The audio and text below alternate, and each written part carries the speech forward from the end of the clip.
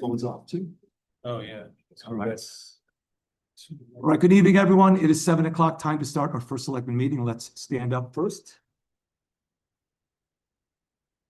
Good evening, everyone. It is 7 o'clock, time to start.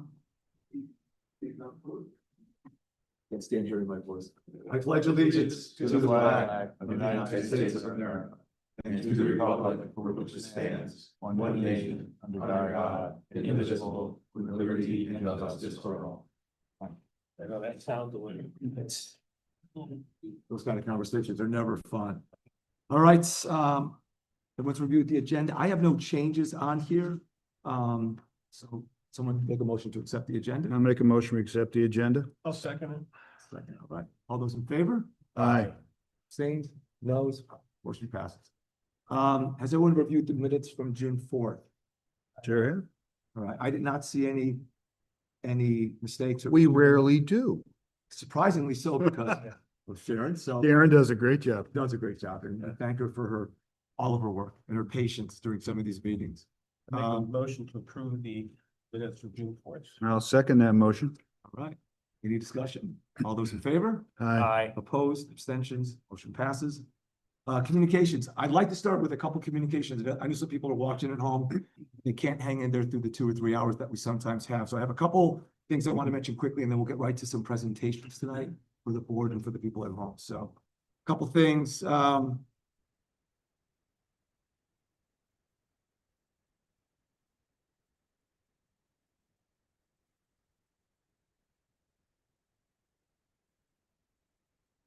Couple small things. So we had a People's Choice Award for the Street Garden project recently in Portland, and there were a number of participants in this event. The winner of the Portland's Choice Award for the Portland Street Garden 2025 results was Savvy Swap Consignment and Highland Flower Farm. So that's excellent. There was a follow-up with Be Stronger Personal Fitness and Dance with Miss Alicia, and then a number of others. Fabian Pizza won first place in the Street Garden Project Award. Second place was Dog Tails, Grooming and Pet Care. Third place, again, for another award, was Savvy Swap. There were a couple on here that were interesting. Most Creative Garden, Magic Mirror, Unisex Salon. That was actually very interesting. One of the awards, Marvelous Mix, was one of the prizes. A variety of plants used. Bud's Cafe. Plants were involved in all of those. Pretty Palette, Use of Colors, Portland Sitco. What's another one that's interesting here? The Sunshine and Smiles Award, the garden that just makes you smile, is Winchester Cafe. So we appreciate the committee for doing that, putting that together. It was nice. It was nice to see all the different businesses out there participating in it, made the town a little bit prettier than it was before. And small things like that, I think, are big things that make a difference. So that was great. We also have on Monday our Lieutenant Governor coming to town to bring attention to the steep grant that we have. So 11 o'clock on Monday, she will be in town talking about the steep grant for the water main project on High Street. So that brings some publicity to the town. It shows that the state's aware of what we're doing here. I'm excited about that. So you may see that on TV, or you may want to be there at Town Hall. She's also going to go to the senior center. I see Sarah's here tonight as well. So Sarah will be giving her a tour of what wonderful things we do down there. So we thank you for doing that. And I'm looking forward to her seeing what we're doing. Other things, we had talked months ago about moving this meeting to the senior center, to the library. We're getting closer to that. We've been talking to our tech folks. Nick and the rest of the gang have been looking at it. We're aiming for October as a time that we're shooting for. We're looking at plans in terms of equipment, where we're going to position it. There was a lot of reasons we wanted to do that, but that has been actively going. They've been spending time figuring out whether we need different microphones, whether we use the same equipment. So I appreciate the help they're doing, but that will happen. For those, someone asked me about this a couple of days ago, and they wanted to know if it was still an active thing. It is. That will happen soon. So people have also asked lately on Facebook and calling about the High Street project. They started about a week and a half ago working up there. They've been digging up some piping, a pipeline that's old and needs replacing up there. It is phase one of a two-phase project. So the press conference on Monday will be to talk about the second phase grant that we got, the $1 million that we got from the state. We had the pony at 200,000. They're working on the first phase of the project now, which is about a $600,000 project. They're going to go as far as they can down High Street.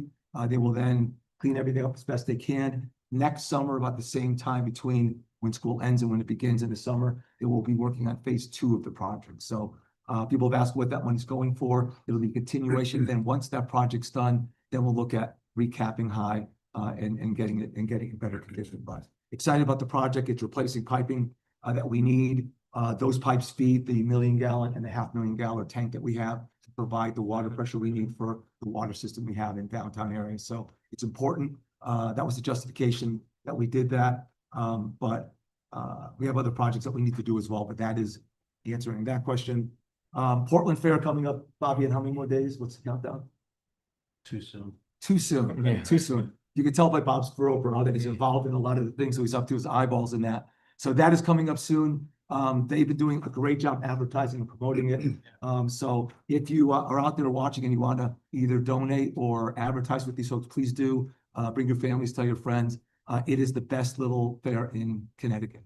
We got a lot of good things going on, so can't wait. And it is now flood proof for a second year in a row. So I'm really excited about that. What you say. I just want to say, Did I just? don't forget about the chicken barbecue. Oh, no, that's coming up. That's Yeah, coming up. that's soon. Bobby, anything you want to say about this at all? No, everything's going good.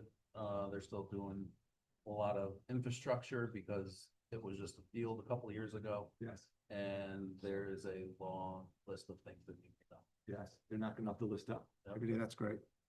I know you do a ton of work with this thing, so we appreciate it. It's like a full-time job when it comes to it. Yeah. Excellent.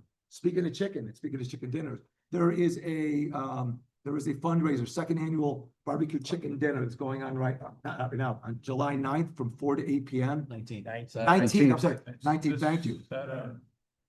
From Yeah. 4 to 7 or 4 to 8? 4 to 8. 4 to 8, yeah, there you go. I want to make sure. Get the chicken. Yeah, get your tickets, $30 for adults, $10 for children under 12. Riverfront Park should be very exciting. And Come on down. that's to benefit the fair. The benefit the fair, correct. And there will be music there, Small Town Roots and Paul Christopher. And that is done along with Fishing Eagle. Well, they're partners with us in that. Fantastic. More hands make it easy, right? That's 19th. very exciting. 19. We recently had an event where we did a launch of a buddy bench program, right in the same park as you're in. It was fantastic. It's one of those things that reminds me that small things are big things. There's a whole story behind it, and we'll post it on the website or on our town page, but it's kind of bringing community together. It's a bench designed to have people connect with each other, make the world a better place. There were a number of people there for this event. It's nice to see small acts of kindness and small things like that making a difference. It takes 1,000 things like that to make a huge impact. And I just love being part of that. There were a number of people involved in it, but the whole buddy bench program was something that I had not known much about. And I just like the idea. And if you're down at the park, you can find a place to sit quietly and reflect on what good deeds you could do moving forward in the world. So I thought that was great. Small thing, but a big thing. The Gildersleeve family is a big family in town. We're the founding families of Portland. I had the privilege of being part of a historic society event where they invited a number of the family, the Gildersleeve family and relatives, to town for an event on Saturday. I had to read the longest proclamation I've ever seen to start this event off, but I got a chance to talk to a number of the Gildersleeve families and cousins and distant cousins and relatives, and it was a wonderful day. Spoke to one woman that actually lived in the Brainerd house that's on the property that we're now building down there. So I'm bringing her over there tomorrow for a visit to the house that she grew up in. But it was just a wonderful thing. Bob McDougall did a great job emceeing the event. Susan, also as president of the organization, was also there. But it was just nice to see, great turnout. And again, a reminder of history. I also got a chance to tour Center Cemetery. Had never walked there or seen that in all the time I've been in town. But it's just neat to see a number of the Gildersleeves there and how much history.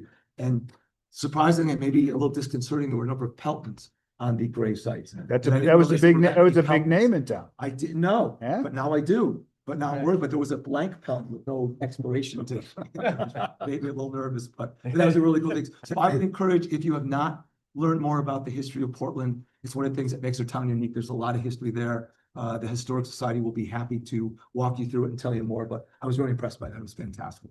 three more things and then we'll get to you guys out there. We had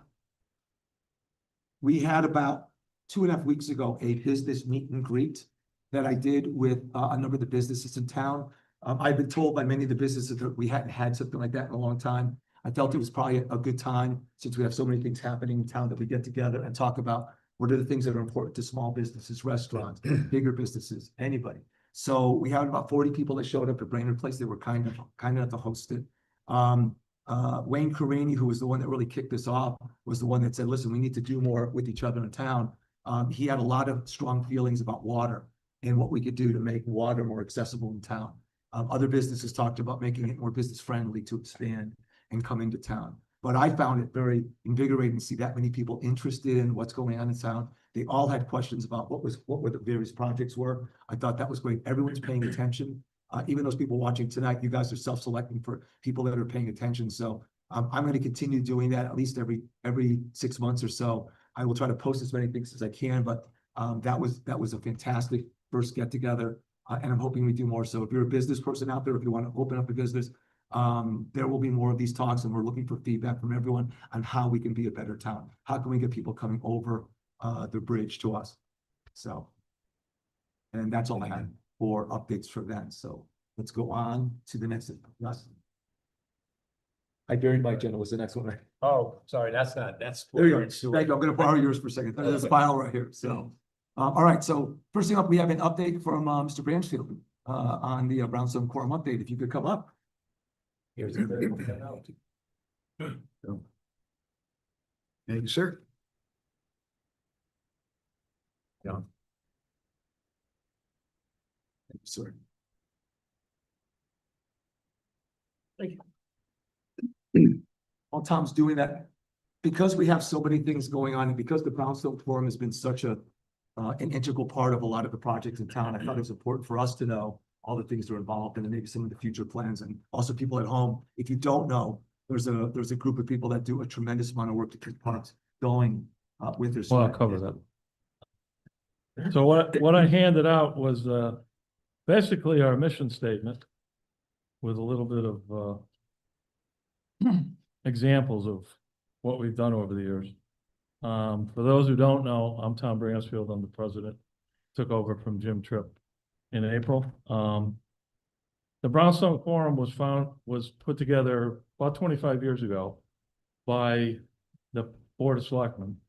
Asked a group of interested citizens to assist with the recently purchased quarry properties, the quarries and the river, what is now the Riverfront Park. And they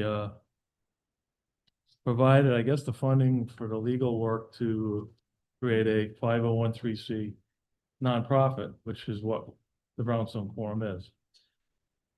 So I'm just going to go through our mission statement, and then after that, I got a couple items I wanted to bring up and discuss, make you guys aware of, and maybe you can help us out. First item is item 1 was to encourage the preservation of the historic brownstone quarries as a public and community resource. So I just put a couple of examples of things we've done over the years. We've got the National Historic Landmark Monument and the flagpole, and we added a historic sign to that area last year. And I think you're all aware of all the work that's been done in the park, with a lot of partnerships with the town of Portland and the state of Connecticut. But, you know, we've got the pavilion, the bathrooms, the stage. The Boy Scouts have done a lot, volleyball, the gazebo, the story walk, and a lot of the picnic tables were done by Eagle Scout projects. And currently, we're still working on, well, we've recently did a few years ago, Labyrinth. If you haven't seen that, I'm sure you have. A lot of people enjoy that. We're still working on what we call the River Walk, which is, we cleaned up that lower end of the lot that is the parking area about 3 years ago. And we've got a nice trail through there now that comes up into the park.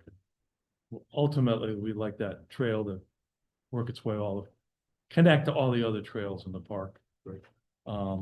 We've added some signs, and we're continuing to do remove the invasives and plant native trees and shrubs.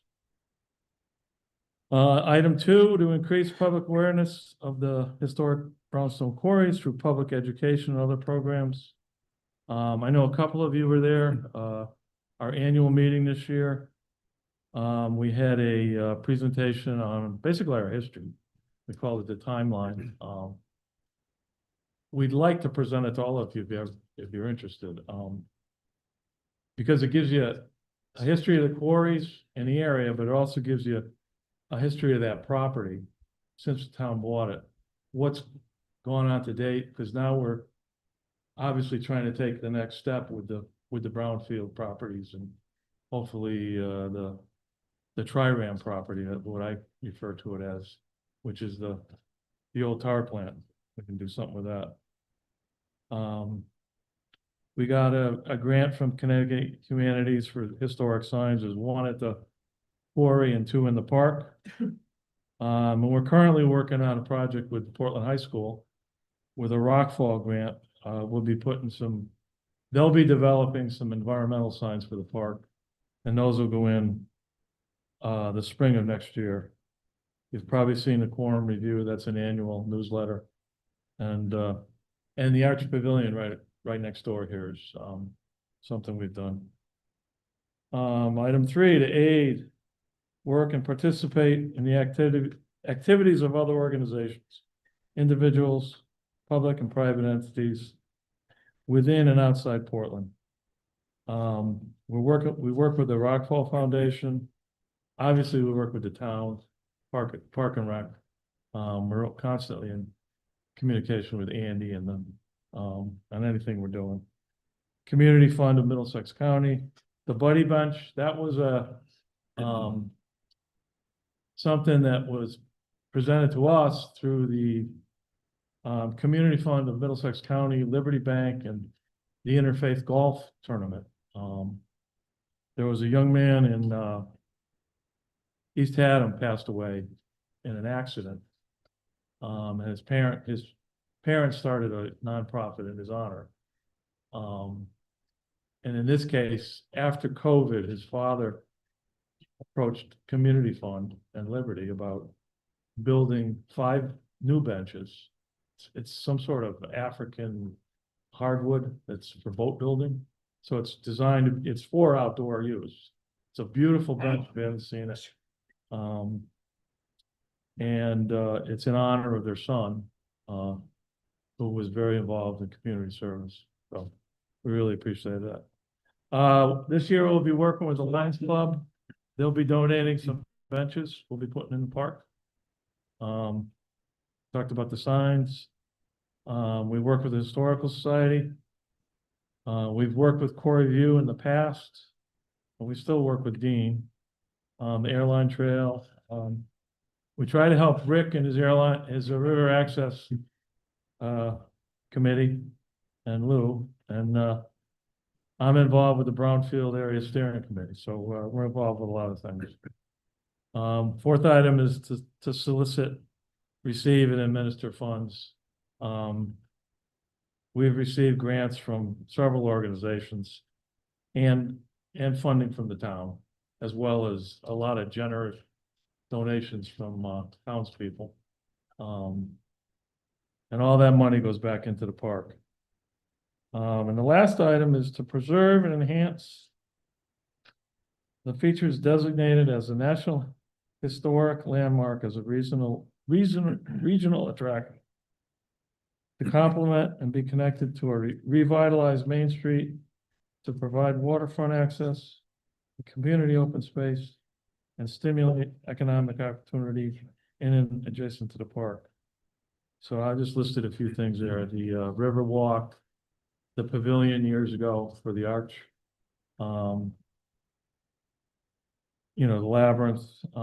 Recently this year, one of our members redid the parking rails on the riverside, so makes it a much better look, and added a picnic table. We'll have new benches coming in and that sort of thing. And now I'll get to what I'm really here for. We're looking for a little help.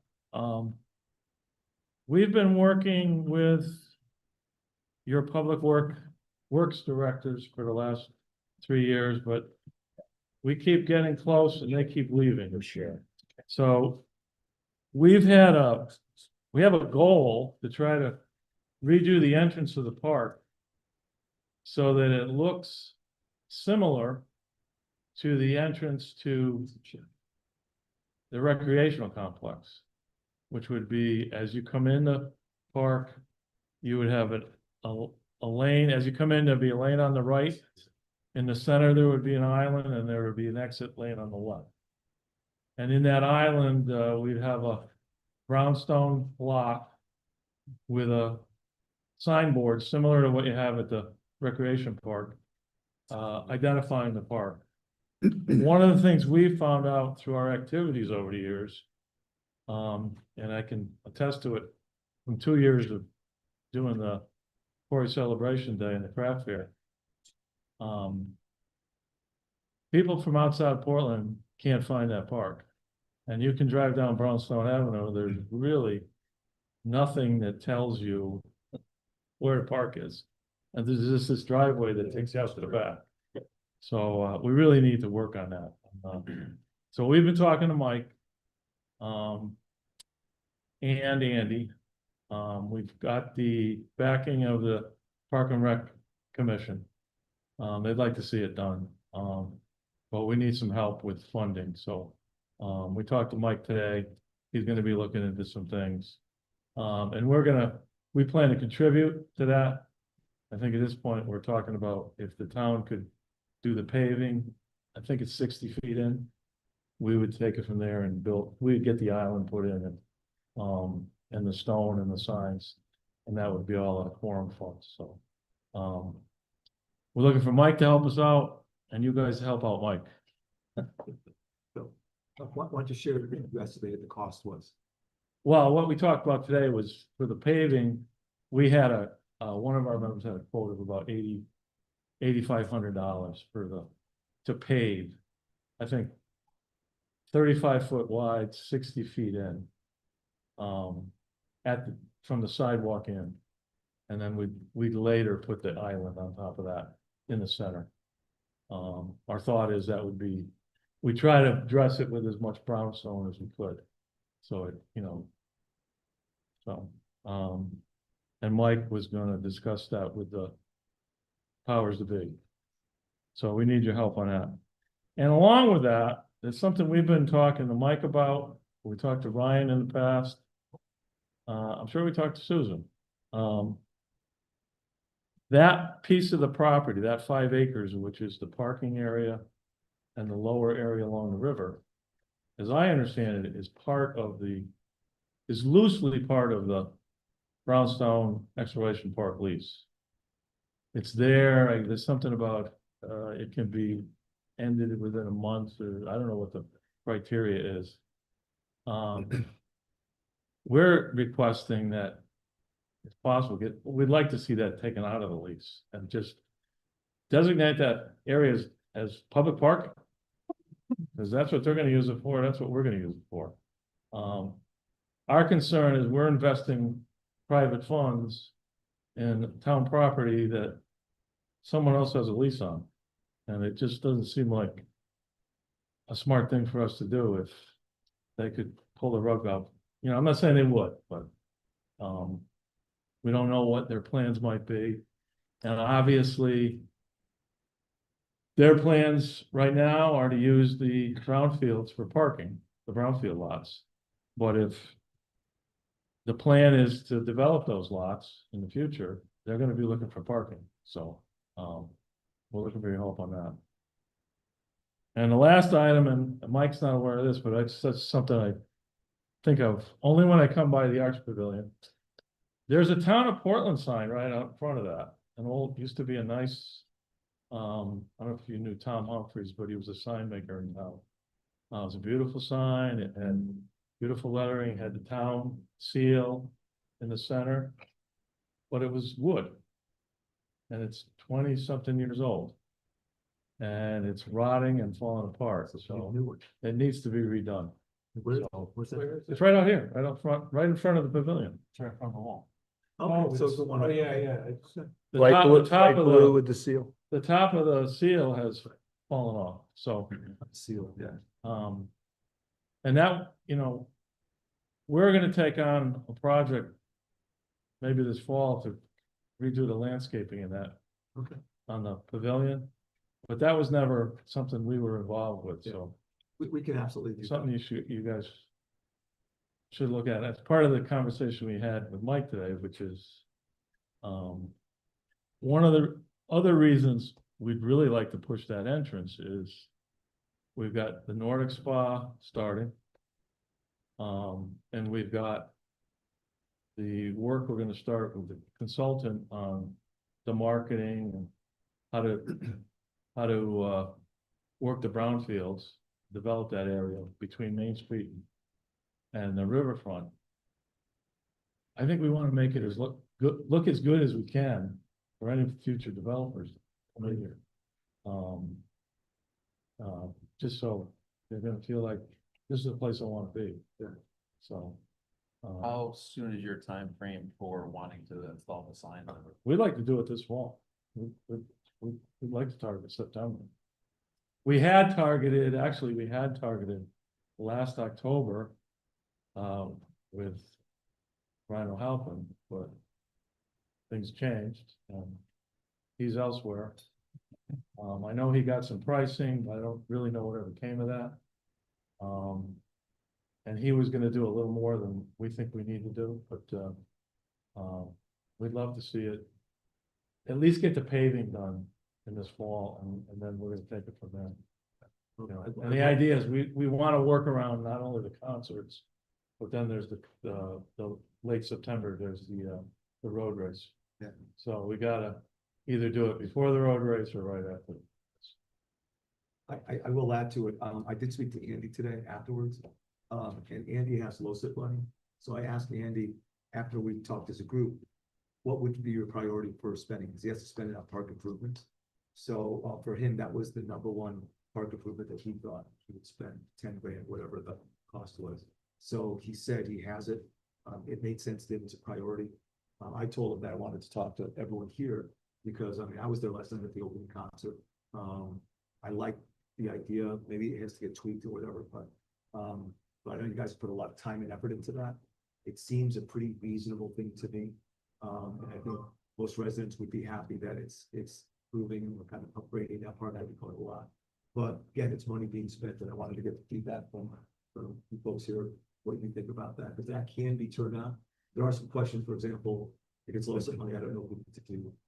Bidding, I'm not sure how the process works specifically with that money in this project because it's a partial. So I have to find out some more things that will feel comfortable with all the answers, but you guys have the gist of what we're looking for in that particular one. It sounds like you're willing to get that monument, install it once it's paved, whatever it takes to guesstimate 10,000, whatever it is. We'll pick up that. And then We could, but there also needs to be a slight expansion to the road, also given if the bus comes in. There were some other factors that are involved, so it may, let's say, comes twice in 20,000. To expand the road? Well, they have to widen the road a little bit. I mean, the we entrance. wouldn't, The entrance up to the end. we would not have to widen the entrance. If you really go down and look, the way it was put in, they never really pushed the soil back on the, I guess it'd be on the hillside of the parking lot. There's probably 8 to 10 feet we can pick up by just lining up with the seams Right, in the sidewalk for the driveway, the curb cut. right. Ryan had thought he might need to make it larger, but it's 36 feet. We figure we'd have I think at least a 6-foot island and 6 foot wide and then a 15-foot lane on either side, which should be more than adequate. And we want to set it back a little bit just in case, buses or it's a funny little area to come down the hill. Yeah, it's a tight turn. It is a tight- You're going, I guess, to the left, and then you gotta kind of cut back and turn into the right, so. You probably need a little extra space there. So we're gonna set it back a little further. To me, it makes sense. It seems like a pretty smart spend on a big impact, small cost comparably. But again, I wanted to see what the feedback was on. Does that cost cover it, the money that's in the LoSAP? Look, there's existing funds in Parks and Rec's budget. This, he has the money. And it would be a priority for him, but again, Andy also wants to make sure it makes sense. I can't speak to what your cost might be. We had a private driveway contractor quoted to us. Right. I don't know how you have to apply LoSiP funds with state bidding. I know there's certain lists of vendors you can use, but I'm not. The I'm not- 8,500, the quote that you. That was the quote we had. Okay. But that's the work you're asking for the town to pay. Yeah, to pay it. Right. So, But you know, so it might be a little, all I'm saying is it might be a little more if you had to go through the certain contract. Because I think there's prevailing wage, but I don't, all that kind of stuff. Tom, do you have a sign maker you're talking to? What we want to do is Annie was gonna find out where the panels were made for the park. The, River access or? no, for the, Route 17. Oh, Route 17 okay. park, the recreation complex. You guys, feel one sec. So Andy did log on tonight. Andy, can you hear us? Yes, I'm here. All right. Is there anything that you want to add to this? I know we spoke earlier. Just that I do agree that this is a priority to get this entryway done for all the reasons that you folks have mentioned. With the Can you talk a LoSiP little louder, money, Andy? sure. Is this better? Can you hear me better now? Even louder. Okay. Well, I do agree that we should definitely do this project for all the reasons that have been mentioned here so far. We do have LoSiP money in our capital improvement budget. So what that looks like is we need to get approval from the state before we can do anything using LoSiP funds. And with that as well, we still need to figure out who's going to do the bid specs and who's going to oversee construction. That's something that we have to figure out for this project. But I do agree that we should do it, and it's in the capital improvement budget, not the Parks and Rec budget. So there are certain stipulations with using LoSiP funds. Thank you, Andy. Any questions for?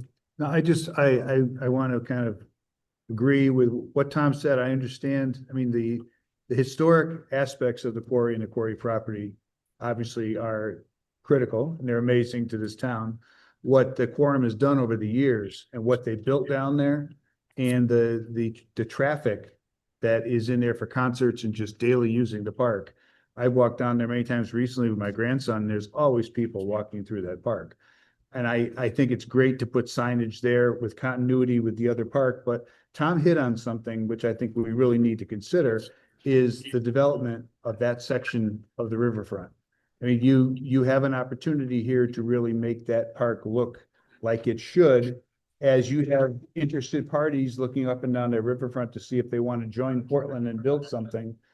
That's an important part of showing who we are. I couldn't agree more. yeah, I have to agree. And I don't want to spend your money in the future. I told Mike this earlier.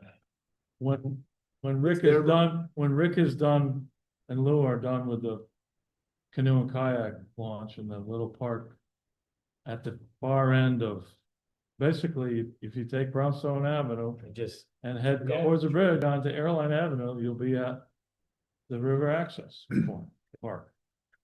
I think it would be, along those lines, we ought to be thinking in the future, not right away, a similar entrance for that park. So, you know, the idea was all the parks this is what a Portland park looks like. Right? Yeah. People would know it. It's a well thought out plan. And, It's and, consistent. it captures the Brown and the history of the town, so. It wasn't our idea, the recreation complex are the ones who started it, so, but I think it's a great concept. Yeah, so I'm not looking, I guess, there's no point or voted on tonight, but I guess I just like, I've had no problem going forward and investigating the details. Does everyone feel comfortable with that? I think I come back with a plan. And come back. That's very supportive. Yeah. Excellent, yeah. Okay. Right. We owe you a copy of the quote. Okay, absolutely. We'll put some sketches together. Tom, we depending on, I don't know who did the sign at the Route 17 park, but, we have a sign company owner that lives in Yeah. town, and he was kind of generous Yep. for the temporary sign. He was very generous for river access. We might be able to get If you him could to- get me his name, I'll, Yeah, we contact might him. just, do it, because, yeah, as a donation to the Yep. town. all right, So, yeah, I'll get you his information. thank you. Well, that's great, Tom. All right, And again, thank you to you. Thank you all. Gang that does that. We have a appreciate great it. night. Thanks, Tom. All right, Thanks, Tom. all right. I think it's a good idea. If we have the funds available, that's probably a good spend. If it's 15 or whatever the cost is, Especially if we have low supply. 100%. Yeah, right. I'll be able to give you this. You got it. So next, so this is something that came up in the last week or two. So it's more of a sudden thing, but after it was explained to me by Andy and another gentleman back there, it makes a lot of sense. It's something we have to act quickly on as a town. So I wanted Andy, you guys both come on up. It's an expansion of a solar program that we're doing one now. It's adding something onto it. I'll let them explain it because they can do a better job. Thanks, Mike. You guys hear me okay? I'm gonna move this a little closer. I'm gonna move it a little farther away. Thanks. Andy Bauer, Portland Clean Energy. With me is Rob Klee of Klee Energy Associates. Rob is one of the solar consultants, along with Alan Savins, who's been with us since 2020, guiding us ably through the peaks and valleys of trying to get the landfill solar to fruition. So I got a number of updates for you. The first of which is a program called Heat Smart. The task force has joined Heat Smart, and it's basically an outreach program for energy efficiency, solar, all things you can do with a house, with a business to reduce energy. The only difference is this time we have secured funding through the river cog, and again through the utilities to the tune of $12,000. So that's going to help with outreach. The second is, as everybody knows, federal legislation has passed, which is not good for most things clean and renewable. I have updated the clean energy webpage on the town website, and solar incentives used to be, there's a 30% tax credit, which was supposed to go to 2032. That is now ending at the end of this year. So for anybody who's watching, if you have, if you're going to go solar, I would say run, do not walk to the nearest solar vendor because there's a rush. People are trying to beat the deadline. Once again, specifically, you have to have a contract. The contract must be paid in full by December 31st of this year. If you do that, you qualify for the 30% tax credit. After that, it goes away. This also applies to whole house batteries, which I was fortunate to have installed just a couple of months ago. The commercial side is a little bit less dire. You'd still have to move quickly, but there's a couple of years left before the before that tax credit is phased out. And again, last thing, oh yeah, EV chargers. EV chargers, there had been incentives for that. This is more on the state level, not the federal level, but the EV charger, $1,000 rebate for having one installed, that is ending December 31st of this year as well. So the reason why I mention all of those things is because it kind of puts a little bit more emphasis into what Rob's going to talk about in detail. But I also wanted to mention one more thing. I have brought before the board in the past, but just to refresh your memory, the task force has come into possession of some used solar panels, 41 of them. One of our task force members, Morgan Kennedy, he's also in the business, is donating 11.4 kilowatt inverter. We have racking systems to make the whole thing come to fruition. We have approximately 85% of the equipment that we need, and we've been looking at the Route 17 concession stands. So if we can put that there, that would be great. The nice thing is that there would not be, I would say the cash outlay on the part of the town would be minimal.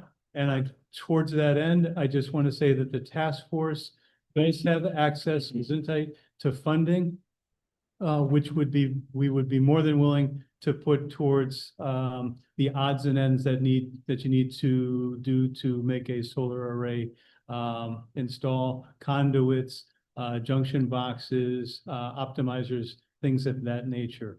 Morgan Kennedy's outfit has offered some electrician services. I'm just thinking, I'll ask this just kind of rhetorically, but if the town can also maybe throw in some, I don't know, waiving processing fees to get the whole thing started. Possibly some of the town crew might be a part of the installation, to be determined later. Now, the timing of this mirrors the timing of what Rob is going to speak to, which is it came up rather suddenly. The windows for throwing your hat in the ring for these types of programs on the state level is, they get advertised and then they happen within like 3 or 4 weeks, which is a really tight turnaround.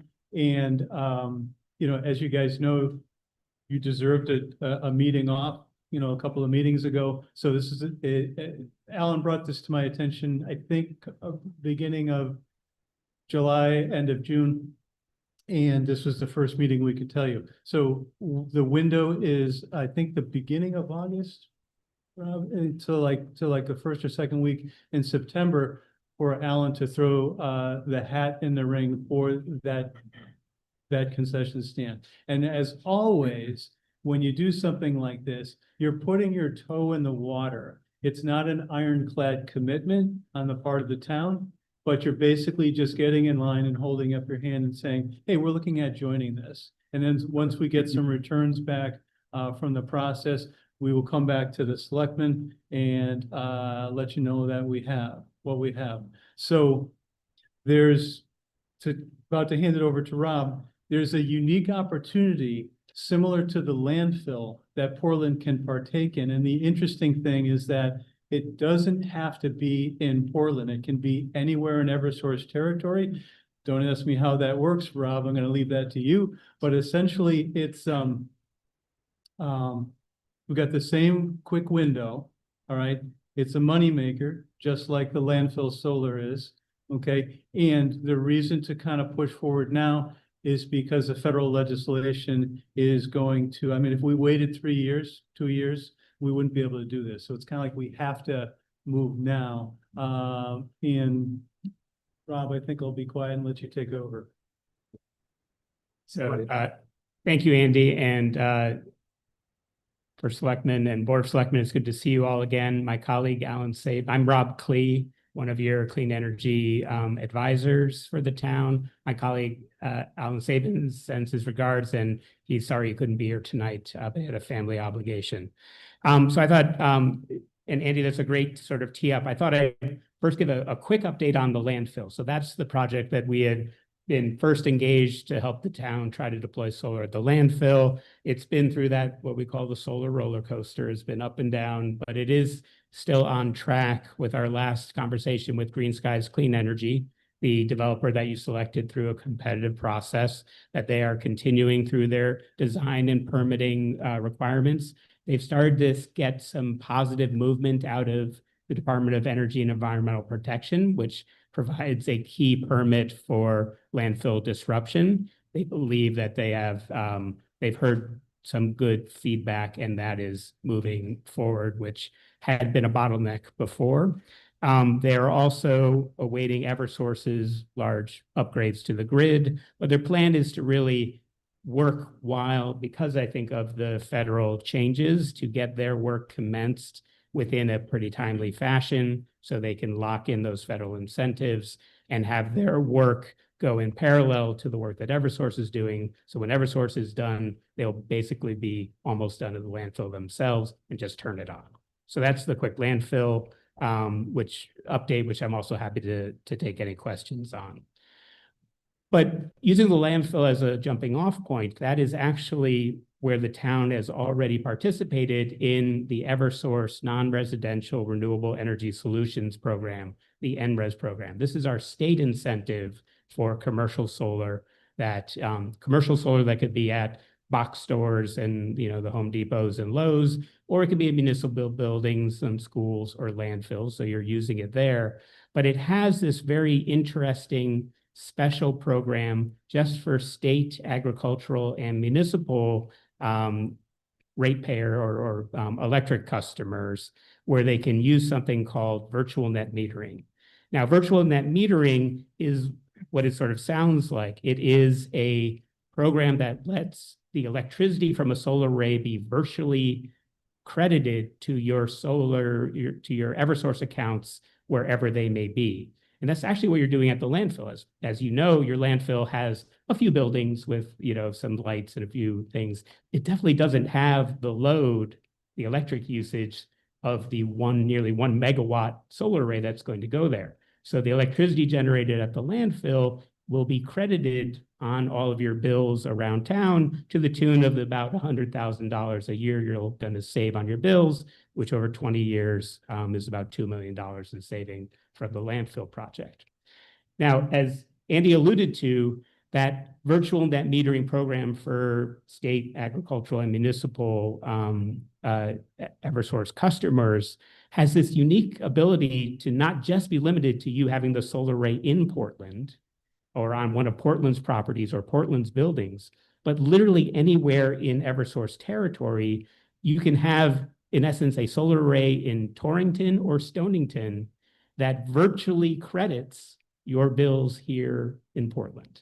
And that's the opportunity we're presenting to you to go out to a RFP, to go out to the solar developer marketplace and ask them what solar arrays do they have in Eversource territory that they would want to pair with your accounts, your electric accounts. They're called beneficial accounts under the program, which they would pay you for that privilege of assigning their solar array to your beneficial accounts, because that unlocks the ability of them to bid in to this NRES program and get the state payment for the electricity that's produced. And you can sort of consider that competitive state program as it is a competitive program.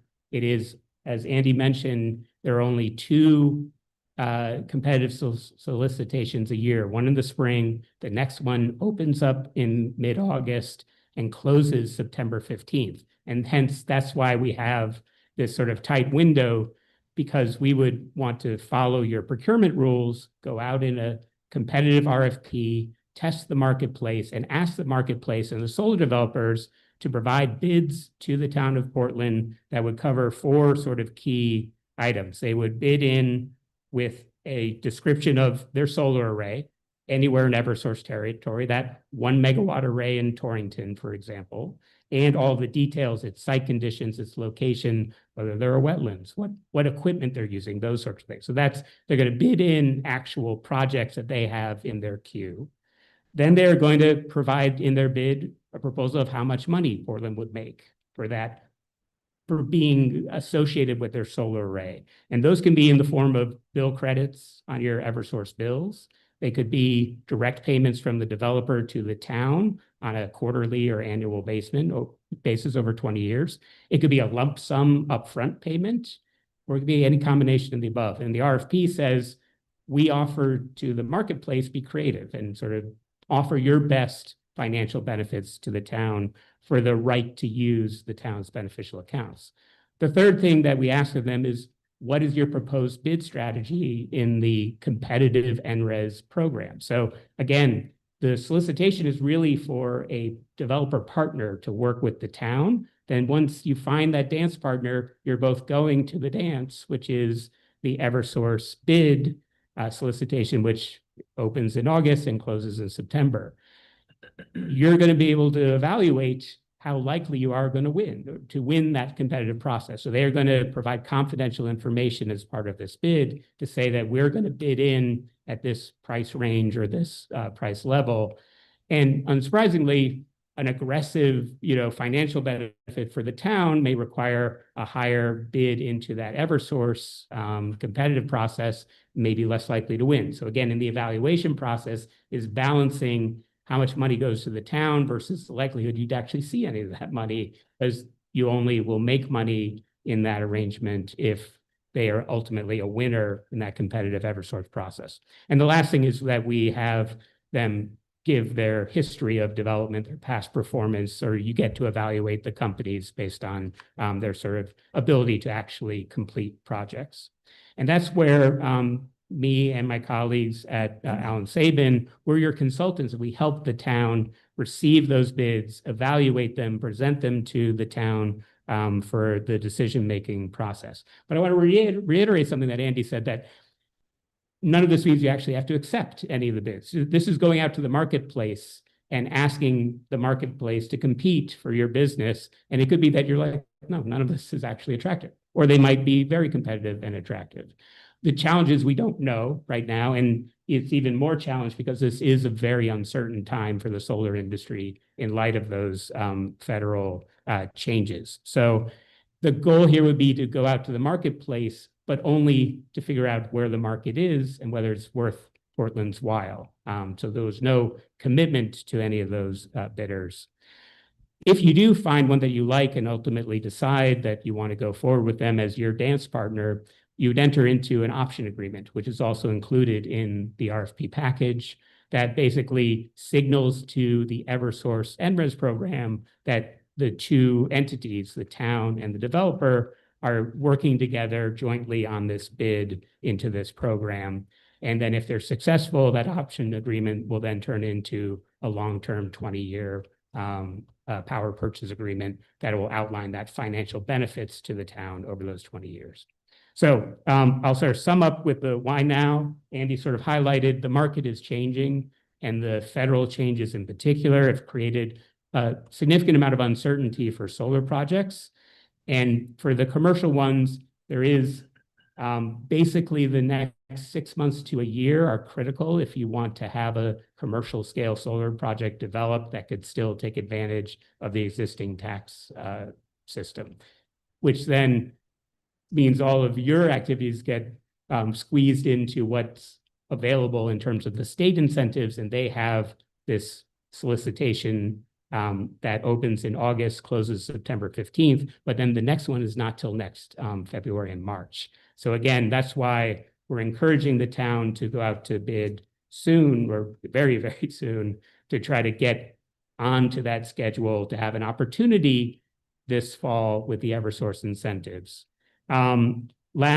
This could be the last opportunity to really take advantage of these types of programs and save money on your electric bills with these types of large scale or larger scale solar developments in light of the federal activities. So that's our recommendation, which we've had conversations with the first selectman, who has been encouraging us to come to you as a full board of selectmen to sort of understand kind of where we are in the sort of solar landscape, this potential to find a development partner, and that sort of opportunity to lock in savings. But I'll repeat, though, that issuing an RFP, and you might receive bids that you find favorable, or you might not. But I guess our recommendation is that you won't know what's out there unless you formally go through the process of issuing an RFP to figure out what's available in Eversource territory from the solar developers. So I'll pause. That's a lot. And I'll pause there. Happy to answer questions about any of that. So just quick comment, then I hope you guys have some questions. So when I was told about this by Andy and when you helped clarify some of the questions, to me, it makes a lot of sense just taking advantage of a program that we've already started. I understand we would do another 1 megawatt system because the first one we have on the landfill is 1 megawatt. I think our total town usage is 2 megawatts. Is that correct? What was the reason that was? So it's a great question. So the currently as drafted, the solicitation is basically offering, I believe it's about 27 million kilowatt hours a year of the town's electric usage, which is not quite all of your use. I think it's the schools plus a little bit of municipal buildings, Right. which is the equivalent of 2 megawatts AC, which could be presented to you, and we would probably encourage developers to present to you as 2 separate 1 megawatt arrays, and for 2 reasons. One, if you're below 1 megawatt, you're not subject to siting council approval. So again, in this world where windows are closing fast, and a lot of goals for developers are to get things built faster, not having to go through the siting council process is probably an advantage. The second one is that also puts you in the medium category for the Eversource incentives. So the mediums are between 200 kilowatts and 1,000 kilowatts or 1 megawatt. And that has about 10 megawatts available in this solicitation. And they have sort of favorable, sort of the incentives a little richer than, a little more generous, a little more money towards those medium projects than where the large projects, which are over 1 megawatt. So that was very appealing to me. Also, they've already done most of the paperwork that were required. So like you guys did with the first project for us, a lot of it, that's what they do. They put that together. But it makes sense to me. I think it'd be beneficial to the town. We don't know, again, we're rolling the dice. We may or may not get something, but I don't want to miss this opportunity because it does seem like it's not coming back. So during this administration, so who knows what's going to happen going forward. But if we could take advantage of that and it saves money for the town and there's no cost or downside that I can see. But I want some other sets of eyes on this and see if there's anything that you see, gentlemen. That I just have a basic question, like, we partner with a developer, who pays for the panels? They set them up, and then Yeah. what's in it for the developer if we're getting all the energy credits? Or Well, you can definitely cover, yeah. So a lot of the money from that Eversource and resident incentive actually goes to the developer. So if you consider it a sort of pie of resources, they are bidding into that program to get paid a flat rate for 20 years for all of the electricity they're producing. So all of that money buys the panels, the electricians, the engineers, everyone to build the array, but they can't do it without the town as a partner. So you're becoming a partner into that pool of money. couldn't they just sell the power? Let's see. There's like the buy all, pay all. or- Yep, it is that's exactly it's the buy all, sell all program. all, So sell all. they're selling it at, let's say, I'll use a round number, $150 a megawatt. The question, and this is what the RFP asks, of that $150 a megawatt, they know what size they are, they can estimate how much they're going to produce, they can estimate the pool of money. How much are they willing to share with Portland? And that's where you're going out to the marketplace to ask them to compete for your beneficial account. So you'll have 2 developers that say, I'll give you, $10 out of that $150, and the next one might give you $15 out of the $150. But couldn't they just sell the power to the grid to? They are selling But- it in that NRES program. Okay. So the contract. That's how they're getting Yeah, their, that's how they get like, the money. Yeah. 18, 19, 20 cents a kilowatt for 20 years from Yes. Eversource. That is a long-term contract directly And it's between fixed. them and Eversource that's fixed, which Okay. for them is a steady stream of dollars that they can use to finance the project, to buy all the panels, et cetera. Great questions, though. So what's Portland's outlay? 0, Literally zero. yes. So this entity is just looking for a partner, someone to assign a portion of their array to. Correct. And that partner has to be a state agricultural or Okay. municipal entity in order to take advantage of this Yeah. virtual net metering, because they're going to build it on an open field, they've actually built them on old quarry sites, former tree farms, other sorts of places that don't have electric load. They don't have So they can't do it They can't without do it- towns like us. without, yes. So none of these, this is not anything that's existing. This is all brand new development. Right, it'd be a brand new solar right now. Most of these developers have in their sort of portfolio projects that they've been working through. They're all racing, as you were saying on the residential side, folks should be racing. A lot of the commercial developers have also been looking at their portfolio of potential new projects and trying to figure out what they can get awarded an incentive with a partner and developed and designed and then built on relatively fast timelines. Yeah, to me, I couldn't find any downside to this, and we've already invested in the other system that we have, hopefully coming online officially once Eversource gets everything connected up and all. But what I'd like, at least this consensus, that I'd like to go forward, put this in as soon as I can. I don't see any downsides to at least putting it out there. We hit the window of opportunity where at least it's in the system. And then it's still gonna come back to us when we do look at it. We at that point can decide. Do we have to put up any money? Like, I'm kind of familiar with the commercial solar program. And made an application, and I had to pay some money to get. Yep. You know, to The get in prof- their queue, so to speak, and then Yes. they approved us, and now we're like looking at the cost of putting up the solar panels and all. And again, that is the solar developer's responsibility. That's part of their financial calculus. They have to put that performance assurance dollars into their, and they have to pay for the bids as well. So it's all on the developer side of what they're required to do to submit into the Eversource program. So not the town. The town actually, in the option agreement, gets a check for $2,500. Really?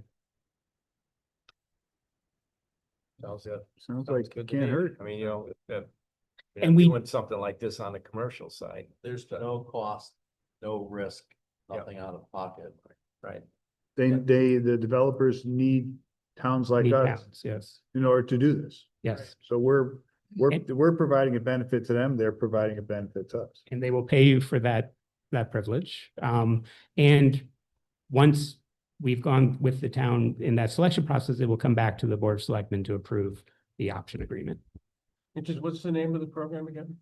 So it is the Non-Residential Renewable Energy Solutions Program, or NRES, NRES. And specifically within that, the virtual net metering, so VNM, because there are too many acronyms, for state agricultural and municipal Eversource. Could you maybe send us a link? We could definitely share. I'd like to look up more. Sure. No, Eversource actually has a good, the NRES program website, and Eversource is well laid out. It's all the program rules, the deadlines, those sorts of things. I spoke with Ryan, the predecessor, and he said that it was an easy process with the other solar array and just all the details that were done. So you guys did a great job at making that easy. And we support you through the application process, through the development process. We, as your town consultants, stay on the developer to ensure they're delivering what they promise. Which is a nice way of saying Rob and Alan do all the work. Like that. What's the NRES stand for again? Non-residential? Renewable Energy Solutions Okay. Program. Yeah, the non-residential means it's the commercial Right, side of it. okay. Andy, you haven't steered us wrong yet. So it's all on you. No, that's what I'll do then, as long as everyone feels comfortable. I will go ahead with that. Any advice for anyone walking out there that has solar or thinking about it? I would say a great place to get started would be the Connecticut Green Bank. For batteries, for solar, they've got links. You can also check out Energy Sage. You can also just do a Google search for solar vendors in Connecticut. Earthlight is a company that has a partnership with the town. So if people decide to go solar and you go with Earthlight, a lot of companies have referral bonuses. So if anybody in the room has went with a solar vendor and your neighbor is interested in solar and you say, hey, go check out Helios or whatever, then Helios, the company, will give you $500. Now, if you're just going with Earthlight and you're hearing it from me, I don't accept that. I won't because I chair the committee, but the town will. So Earthlight has an agreement where anybody who I send to them or the task force does, then they send the town $500. So, that's- Thank you very much. We You're appreciate it. welcome. Yes, thanks for your Rob, time, Thanks guys. for coming out Yeah, tonight. thanks, Appreciate Thank it. you. Nice to see you again.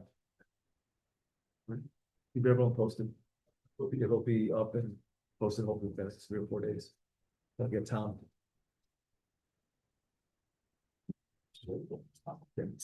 All right. Next agenda, it is not Mr. Lestrina coming tonight. Pete Wilsey will be taking this tonight. This is more of a heads up to the board. There's been a line item for this, for our old maintenance storage building for a while. It's old, we have issues with that, but we discovered some new issues with the structure of it lately. So I just want to give everyone a heads up. This may be coming down the line for repair or for fixing. Good evening, First Selectman Pelton, Selectmen Dillon, Shar, Lavoy, and Hedrick. My name is Pete Wilsey. I'm the building official and blight administrator for the town of Portland. I'm here tonight to talk about the old town garage, the 30 by 32-foot building that's located in the rear of this building that presently is used by Public Works for the building maintenance crew that they could store their vehicles in and supplies in. It's a 2-bay garage, and over on the right-hand side, there's a area to store stuff, but there's also a set of stairs to going up to the what I'll call loft area, because it's not a full story up there that Park and Rec uses for storage of some of their equipment. I was asked by Mike Lestrina, who's the superintendent for Public Works, to come out and take a look, because he had some concerns with the building. And if you take a look at page 2 of my handout, at that base, that is the supporting base of supporting posts for the 2 garage doors. And if you look at page 3, you can see it is not attached to the foundation. Those 2 straps that you can see on page 2, 2 metal straps, are just keeping that chunk of 6 by 6 in the space. If you take a look at the base of those 2 doors, and if you take a look at page 4, you'll see one of the 3 hinges on each of the doors is missing. So with the weight of those doors, there should be 3 hinges to hold the door open. Well, there are only 2 for each of the leaves. And if you look at page 5, you'll notice that the paint is peeling. Now, as blight administrator, I would be writing you up if there is a written complaint for failure to maintain a building at $100 a day fine. So the paint is peeling. And if you look at page 6, I think it is, that is the base of inside that right-hand section with the personnel door. That wall is just free floating. It is not secured down to the brick, what I'll call little knee wall, to hold everything up. And if you look at page 7, you can see the stairs that I would not even try to send the littlest person up. Treads are missing, treads are broken. The dual post, which is that the 4x4 post that you see, swings back and forth. The handrail that goes along with it goes with it, and there are no guards. And unfortunately, we have people for Park and Recs and other town employees plus volunteers take their lives in their hands going up those steps, because those steps are in poor condition.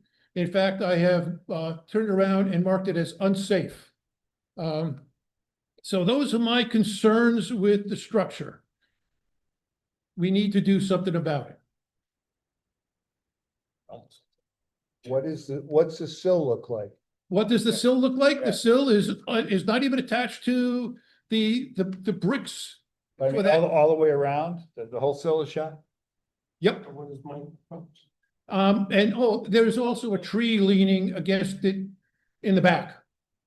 So if you go back behind it, you'll see a tree leaning up against the structure. The two bays are used at present for the storage of the public works, the building maintenance vehicles. And periodically is used by the police department for impounding a vehicle if the further investigation needs to be conducted on that vehicle. To be perfectly honest, I'm surprised a hurricane hasn't brought it down. That's how, my opinion, that's how bad the situation is. And again, the reason I'm bringing, Protected. yeah, the reason I'm bringing it to everyone too, it's something, when did you inspect it, Peter? What's that? When did you inspect it? I inspected it last Wednesday, I think it was. So it's pretty recent. I know they've been using it. Now some of you have been here longer than I have. I know that building, the Historic Society has said there's some history to that building, but I don't know if it's history that means we need to try to save it or if it could go away. What kind of history? This is just what I've heard. That's what I'm putting out there. So I'm assuming it's just. This is what I love.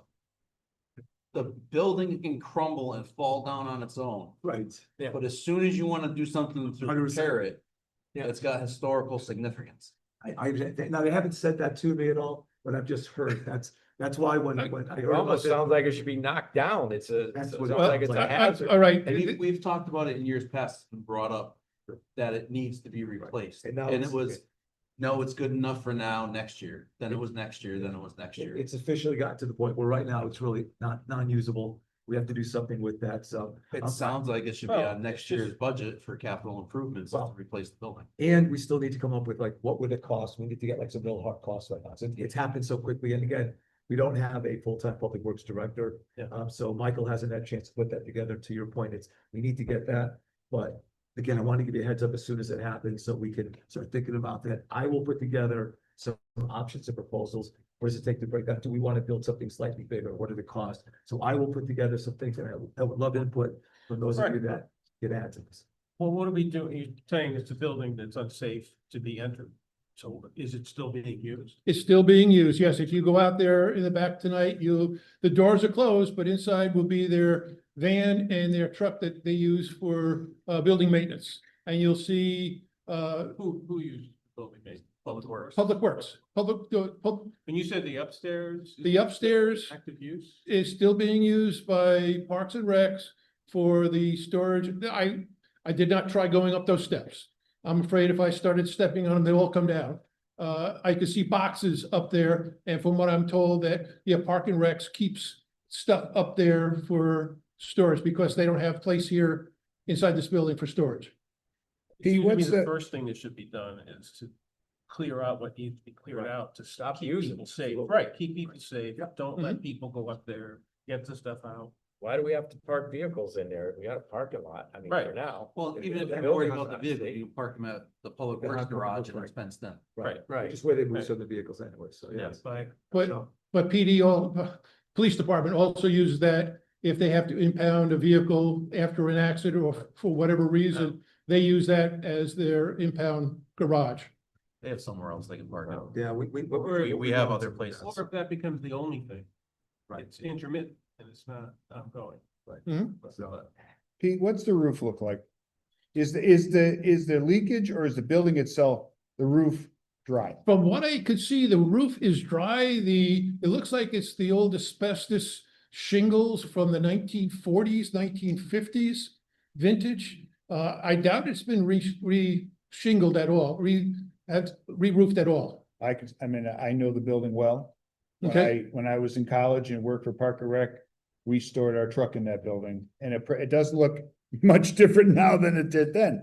Only reason I'm asking is, if the problem with that building is infiltration at the sill, and it's a matter of taking a wooden building and propping it up, replacing all the 6x6s and putting a new sill in, and a couple novelty siding boards across the bottom and put a coat of paint on it, it would seem to me that would be the most cost-effective solution. But I'm curious what shape the rest of the building is in. Is it strictly around the base where it's all rotted, or is it in the roof and in the sides and everywhere? Okay, if you take a look at page 2 and page 3. That column, that 6x6 that's coming down between the doors, that's cut in half down to the bottom and flopping out. So if you look at page 3, you could see that 6x6 has been. Oh, no, I get it. I And mean, it's- I'm it's saying not- that was back It is, before. it's not attached. If you just lift up the building, replace the sill, replace the 6x6s, I'd like to see more information to see. Yep. If the building is salvageable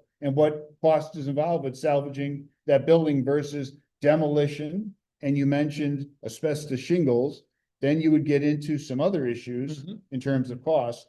If there's a way that that building can be temporarily closed off to public use and look into seeing if it is salvageable, I'd like to see some Well, that's- information. yeah, I think Yeah. that's absolutely right. Yeah. Right. Yeah, that would definitely be one of. We probably need to get a hold of the town engineer to have them come out and take a look to see Right. to what extent, because as I said, I just did a quick look. Yeah. And shaking, I don't like when walls shake exterior. That asphalt right up to the sill and to the baseboard, that can cause all sorts of problems, but I'm curious if it's all the way up through the building or if it's just the base. I was just looking at the base because I just sat there and said, uh-oh. Because if you go out there now, you could take a look there, instead of using concrete blocks, they use the red bricks. Yeah. As the foundation, if you will, Quick fix. and it's not pinned down to the concrete slab. Gravity. I mean, that's that thing that Sir Isaac Newton invented. That's the one. Okay. There was, everything is hard to defy. So, Mike, can we, like, Yeah. really stop So, yeah, using right. it? Like, Yes. safety ASAP? wise, Cause it's. What's that? safety wise, we need to stop having anyone go into that building, take out what we need. Strap it off and post it. Yeah, exactly. Clear it off, make sure that we make it safe first and then explore options as cost.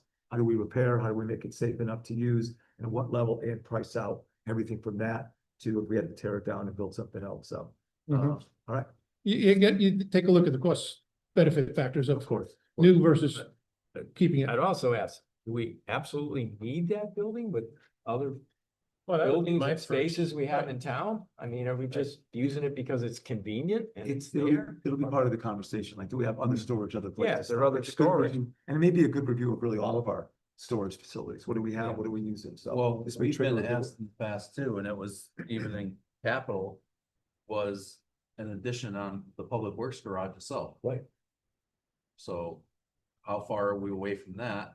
And if that addition at public works would encompass this, the building's beyond repair. But if this building is being used for storing park and rec, which is here, and for storing impounded vehicles for the police department, which is here, it makes sense. I mean, you ever watch the show Main Cabin Masters? They take an old cabin, they jack it up and put new foundation under it and put it back down. That's why I'm asking the question. If that building is structurally sound, but the base is shot, I'd be curious, you know, what can be done and how it can be repaired. If the whole building is shot and it's just ready to fall down, then you got a whole other question. Have the engineer tell us. Exactly. Figure it out. Exactly. All right, okay, this may trigger a slightly bigger search, but I think it's a good thing. Yeah. So we'll start the search, we'll make it safe. We'll get together tomorrow morning and figure out how we're gonna do that. I'll get the engineer together Very good. and we will make it happen. But Pete, I appreciate you bringing it up. Again, he was concerned, when Pete gets concerned, it makes me concerned. What's that? When you get concerned, it makes me concerned. Yeah, yep. All right, very good. Thank you. All right. Okay. Thank you Thanks, very much, Pete. Pete. I appreciate that. Nice to meet you. All right. So far, very good comments, very good feedback tonight. This is good. And speaking of comment, we are ready for public comment. Do we have anyone out there that wants to say anything? Anyone online? No, okay, good. Like old business, monthly report, Committee on Solidarity. Thank you for waiting. Thank you so much for waiting. You guys have been so patient. Your foot hasn't even started tapping at all. It's a big tough act to follow. Yeah. You guys kind of have some other things on your mind, I think. Yeah. We last reported to you in May. We have been busy since then. First, I want to thank the board for the vertical solidarity banners that appeared in town. People really noticed. I noticed for 2 years I've been involved with this committee. I didn't know we had banners. So everybody was very excited to see those. And then just when we got some folks to go look for them, they were gone. So we'll have that discussion another time, but knowing they exist is really nice and we plan to see them again and we'll look forward to that. We also want to support, thank you for your ongoing support for our membership stuff, the support around the high school members. You know, it was quick, it was easy. Your involvement, the high school involvement was terrific. We have 2 students who have already begun attending our meetings. And Dre Farmer is here with me tonight. She will eventually be doing one of these reports. Our other member is Eunice Nujiri, who was at the concert last night. So I think some folks got to meet her there. They have both very much embraced our work, become a part of the team. And along the same lines, Emily Burkhardt is here, who we are asking you to support as another member for our committee. So the membership stuff has been going incredibly well. Emily reminded us that July is Disability Awareness Month and that diversity enriches our communities. And as you talk about bringing folks over the bridge, that has come up a lot. We keep having that conversation with folks that we meet, this notion of, you know, which direction are you coming and how do we get you to come over the bridge to come here? So it was kind of neat to see we're all on that same page. Our committee has been providing, I hope most of you have noticed, since November, monthly messages in River East. River East has been supportive. They had one very busy week of Portland news and had to bump us a week, but that was it. You know, they got us in for our monthly message. We also heard from a resident of Marlborough that our messages are inspiring. And, you know, that raised the whole discussion of, you know, if you live in Marlborough, do you read the Portland section? And it was sort of interesting that there are folks who actually get the River East and read other folks' sections. We are continuing in that same notion of collaborating with other communities. A group has been formed called the Social Justice Leadership Network, and it is intended to pull together all folks across the state of Connecticut who have any kind of leadership responsibilities for anything broadly that would fit in the social justice arena. And what was interesting when we had a first few meetings is where these folks all come from. There are church-based groups. There are government-sponsored groups. There are completely private. We don't want anything to do with government and churches. And it's sort of interesting. It's a very big group. And I don't know that the goal of sort of getting everyone working together, coming with these very different kind of backgrounds, it's a lofty goal. I don't know that we're going to make it, but it has been striking to me as I listen to that stuff and watch it, the degree of support that we get, that we were appointed by the town. We're not spending all of our time doing Mother May I, you know, is it okay? We wrote to River East, or we're going to get our hands slapped. And some of the other stuff that I have been hearing makes me very sad to hear how much folks struggle within whatever their structures are. So again, thanks to all of you for this. On June 4th and 7th, we stayed very busy with Pride-related issues. We had tie-dye episode in. First, somebody had to tell me where the Portland green was. I didn't know Portland had a green. I really have to get out more. But we went to the Portland green. We tie-dyed some socks and t-shirts and various things. And 48 hours later, many of us were also marching in the parade in Middletown. And that was a bigger success, they tell me, than last year. The numbers were even higher. And the temperature was even lower, so folks weren't worried about dropping in the street. It was actually comfortable to do the mile or mile plus, and you didn't think you were going to die. After that, on June 10th, Mike and I were both at a United Ways training program sponsored by Youth and Family Services, which focused on the ALICE program, ALICE being an acronym for Asset Limited Income Constrained Employed. Sort of those are people who fall through various kind of nets. And United Way was educating us and talking about how we find those folks, how we help them. And they are going town by town, checking their databases and seeing what kind of calls they get, what kinds of emergency assistance they're being asked for. And it was interesting, in Portland, the age group that they identified that struggles most with housing issues are people over 60. So again, I'm not sure that little piece of data tells us an awful lot about the town, but as we are looking at who's coming over the bridge, what's happening when they get here, it's another piece to be looking at, and it's sort of good to know how many people are looking at those kinds of things. Closing out the very busy month of June, we did the Juneteenth celebration at the Portland High School. This year was inside. We thought for reasons having to do with, we'd be able to herd people into the auditorium more easily than trying to yell outside and say, quick, there's a program, you should come and see it. It actually, because there was a threat of rain that day, and I think because it was more structured, just because it was in a building, it got, I think, a broader kind of supportive reception than last year's. So that felt really good. And the reports of the Juneteenth speakers, Mitchell Foreman and Rudy Jones, but folks just couldn't stop talking about. They had people tearful over their description of some of their life experiences and military experiences. And for July, we joined a whole lot of Portland folks at the Riverfront Park for the first concert series. And for August, we're taking the month off and not having a meeting. So I assume that we will be talking to you all again in September. Are there questions about any of our stuff? I just have to say, I mean, I've been to a couple events of yours over the last month or two. The enthusiasm of your team, the impact that I see either on social media or in the newspapers, or just from talking to people, is fantastic. The speakers that those two were just amazing. So keep on doing what you're doing. Every small act of goodness and kindness and spreading the word and connection makes a difference. And it's just great to see you and your team doing that. So I can't thank you enough for what you guys do. I Well, appreciate it. And it's And back to you. Thank all of you for being so supportive. thank you very And much. thank you guys for stepping up. Right.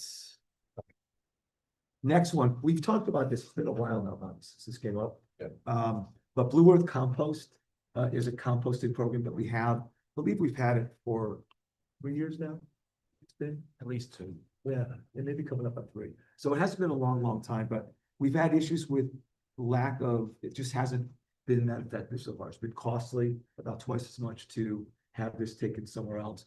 There are a few folks in town that use it on a regular basis, but still the amount is usually relatively small to the potential that we thought it would be. So I guess I'm coming with a proposal. We talked about whether do we continue the program? Do we try to promote it again? I know about a year ago, there was an effort to try to get the word out. They tried to get more people to do it out there, and it really was zero impact in terms of getting additional out there. So my proposal, my suggestion is, I've thought about if we can get maybe one of the farms in town that may want to handle it, maybe we do it ourselves. And I've spoken to Erin Libbensparger of the Fire Ring Farm, who said that she would be happy to either take over or do something with it. She'd be happy to take it cost-free and either provide composting there, create a program, try to talk to the other farms in town, but do something with that in town rather than having it taken somewhere else that we pay. I think if it's the foundation of the group is within town and town residents, Right. I think it has a lot more possibility of growing and spreading. And certainly if the cost factor goes away, Right. then We're it's a no-brainer as far as I'm concerned. At one time when Brian O'Halpin was the full-time public works director, he gave us a spreadsheet with what we paid per month, how many tons they took away per year.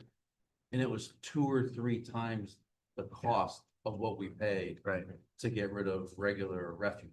And I remember we talked about it, and we certainly didn't want to dissuade people who are trying to compost. But I think at that point, we said, let's give it a little more time. Let's check it out and see if it's any more cost effective. And it doesn't sound like it is. It is. I just was going through bills today. This is the June payment for the composting. It's only $244, but because it's such a low amount, the cost per ton, per pound, whatever, was about 3 times higher than we do. But so it's not a lot of money, but I think I'd rather do it in-house. The program's not ending. We're just taking it over. And we're using local resources that are willing and happy to do that. And I think the upsides to me are more plentiful than the downsides. I don't see any.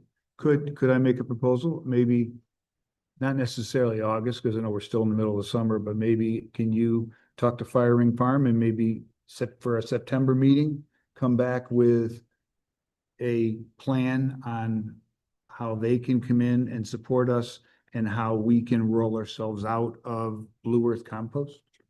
I think that's a great idea.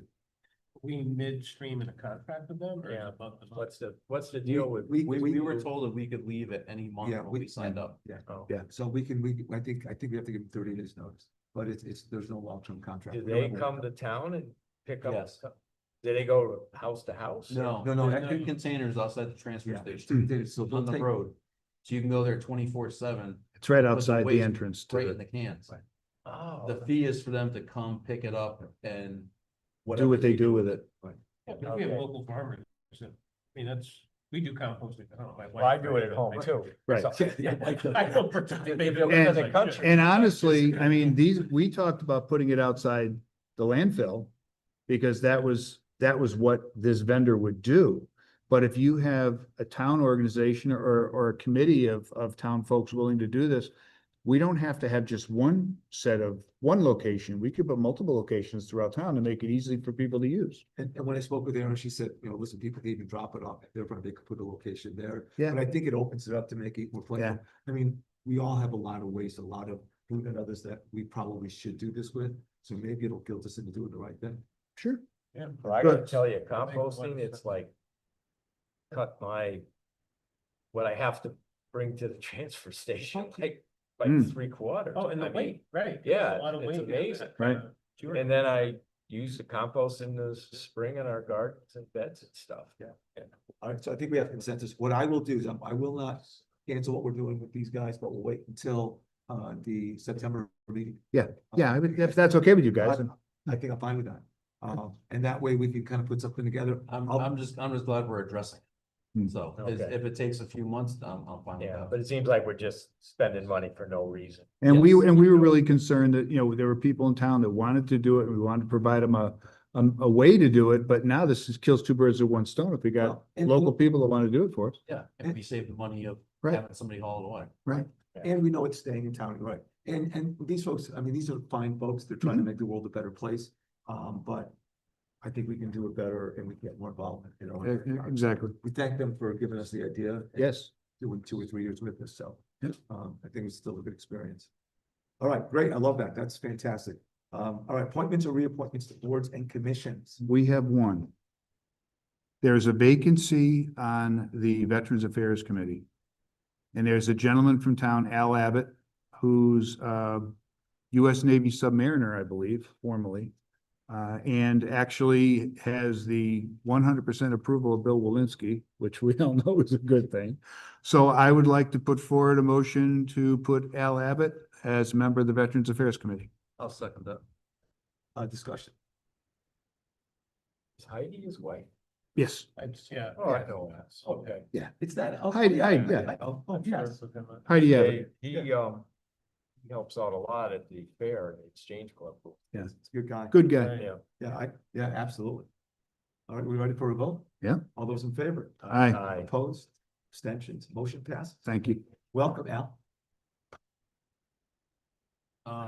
We have one is for the America 250 Committee, and it is a movement instead of a nomination. We would like to move Sharon Hoy from alternate to permanent member. I think I'll second that motion. Can she second it? No, she can't second it. She can't second She can't second it. All right, I'll third it. let's do a little discussion. Do we really want her a full member? We want good minutes? Yeah. The answer is yes. Absolutely. Like the hand that.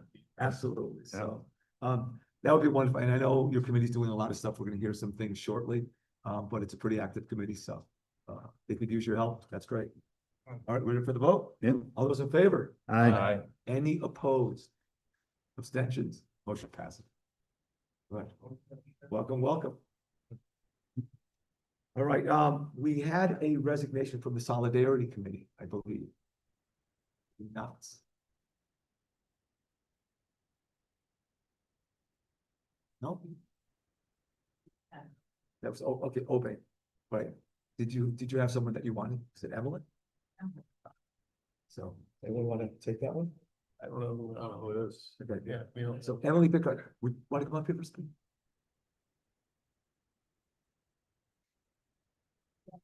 Definitely fine. Maybe about a month ago, or right before the last meeting that didn't happen, and we sent in the request. So I don't know what happened to that. It didn't, I thought it was on the agenda for the meeting. that I they have didn't- it as being added, but I wanted to have some, a little more feedback, so they know who it is. So, Okay. This was the young woman that was here? This is Emily. She's here with us. Oh, I'm Hi, Emily. sorry. Yeah, there you go. Do you want to have her introduce herself? Yeah, that would be great. Okay. Did you mind? You don't have to, you can do it from there if you want to, but you have to talk loud. Usually somebody on the board knows. Find out, start in here. Okay. I'm Emily Bickhart. I officially became Portland resident, last winter. I've been feeling very lost. But when I lived in New Hampshire, I was very involved, with the community. And then I saw the Solidarity Committee, and I was like, yes, those are my people, and need to join my people. And, they welcomed me with open arms, and I was like, I wanna be part of this, how do I do that? So they've been showing me all the ropes, and now I'm here, so. That's fantastic. Welcome to Portland. Yeah. That's fantastic. So it's Emily Burkhardt? That you found? Eckhart, how do you spell it? H-A-R-D as in dog, T as in Tom. Bickhart. Oh, the only thing I missed the D. There you go. So if we're looking for a motion for Emily Bickhart, I'll make that motion. Can I second it? Sure I can. would like to second that. Okay. And any discussion? We'd love to have you. They would be better off having you as well. All those in favor? Aye. Opposed? Abstentions? Thank you, Welcome. Emily. We're glad to have you. And thank you for speaking. Yeah, nice to hear from you. Not everyone can do that and stand up, but I guess girls from New Hampshire can. I'm just glad I was able to stand up. Been bothering me, I'm like, do not fall, do not fall, do not fall. No, this is no We don't falling wanna zone. see you fall either. We don't want that either. Someone would have caught you. All right, well, fantastic. Thank you. Thank You're very you. welcome. Well, All right, we need, next up is authorizing a resolution for some of the grant money that we get every year to support Don and his activities. I want you to have that. Awesome. So we do this once a year. Could you explain, I read the resolution, but what do we use this money for? Well, pretty much. Let's see, is Don online? Yes, I am. Oh, perfect. So. Good so I evening, wanted everyone. Don on as well, because he can kind of walk you through what he does and how this whole thing works. But remember the first time I heard it years ago, it didn't make a whole bunch of sense, all the things that he's involved in, but now having worked with him. Oh, this is Mr. Gouen stuff. Okay. Yes, and exactly right. So Don, let him know what you do and let him know what this is about. Good evening, everyone. My name is Don Gouen. I'm the MD for the town of Portland. Before the board this evening is a authorization for a resolution to provide our first selectman with the power to sign all the forms and process all the paperwork that's required for the sub-grant, which is the EMPG grant, which is the Emergency Management Performance Grant. What that does is supplement the operating costs for the Emergency Management Department. The Emergency Management Department is responsible for maintaining and updating every 2 years the emergency operations plan for the town. The director's primary job is to act as liaison between the town of Portland and the state Homeland Security Region 3 office. There are many aspects of the job. The CERT team is part of the emergency management operation. And as you know, the CERT members, volunteers, support the community with events such as the summer concerts And most all of the community um, uh, activities that go on during the year. And they're all volunteers. And I'm sure everyone has run into them and they do a super job. There are, as you all probably know, the Chatham Health District is the organization that provides the oversees the health process, rules and regulations that the state put out. They oversee that is provided to the residents for the five towns around us. And the Emergency Management Office works with them to make sure that during an emergency, there's adequate supplies for medical assistance and housing assistance. Also, the office oversees incidences like we just had with the Joe's Pond, when we had to assist those people from the floodwaters. So the resolution that you have in front of you is to supplement the funds that the state provides. It's based on town resident numbers. So for Portland, we have, I think, 94 or 147 registered voters, or I'm sorry, taxpayers. So the amount of money that the state provides is determined by the population. In the case of Portland, it comes down to $5,000. It's also shared. The cost for running the department is also shared with the town. So our budget for this coming year is $13,350. The award for the grant and the sub-grant will be $10,000. $5,000 the town puts up and $5,000 the state puts up. That covers the stipend that the director's position receives, and also covers all of the operating expenses, the telephones, the radio equipment, and the operation of the Emergency Operations Center. Our Emergency Operations Center is in the same room that you're sitting in this evening. If you noticed over in the corner, you'll see a desk.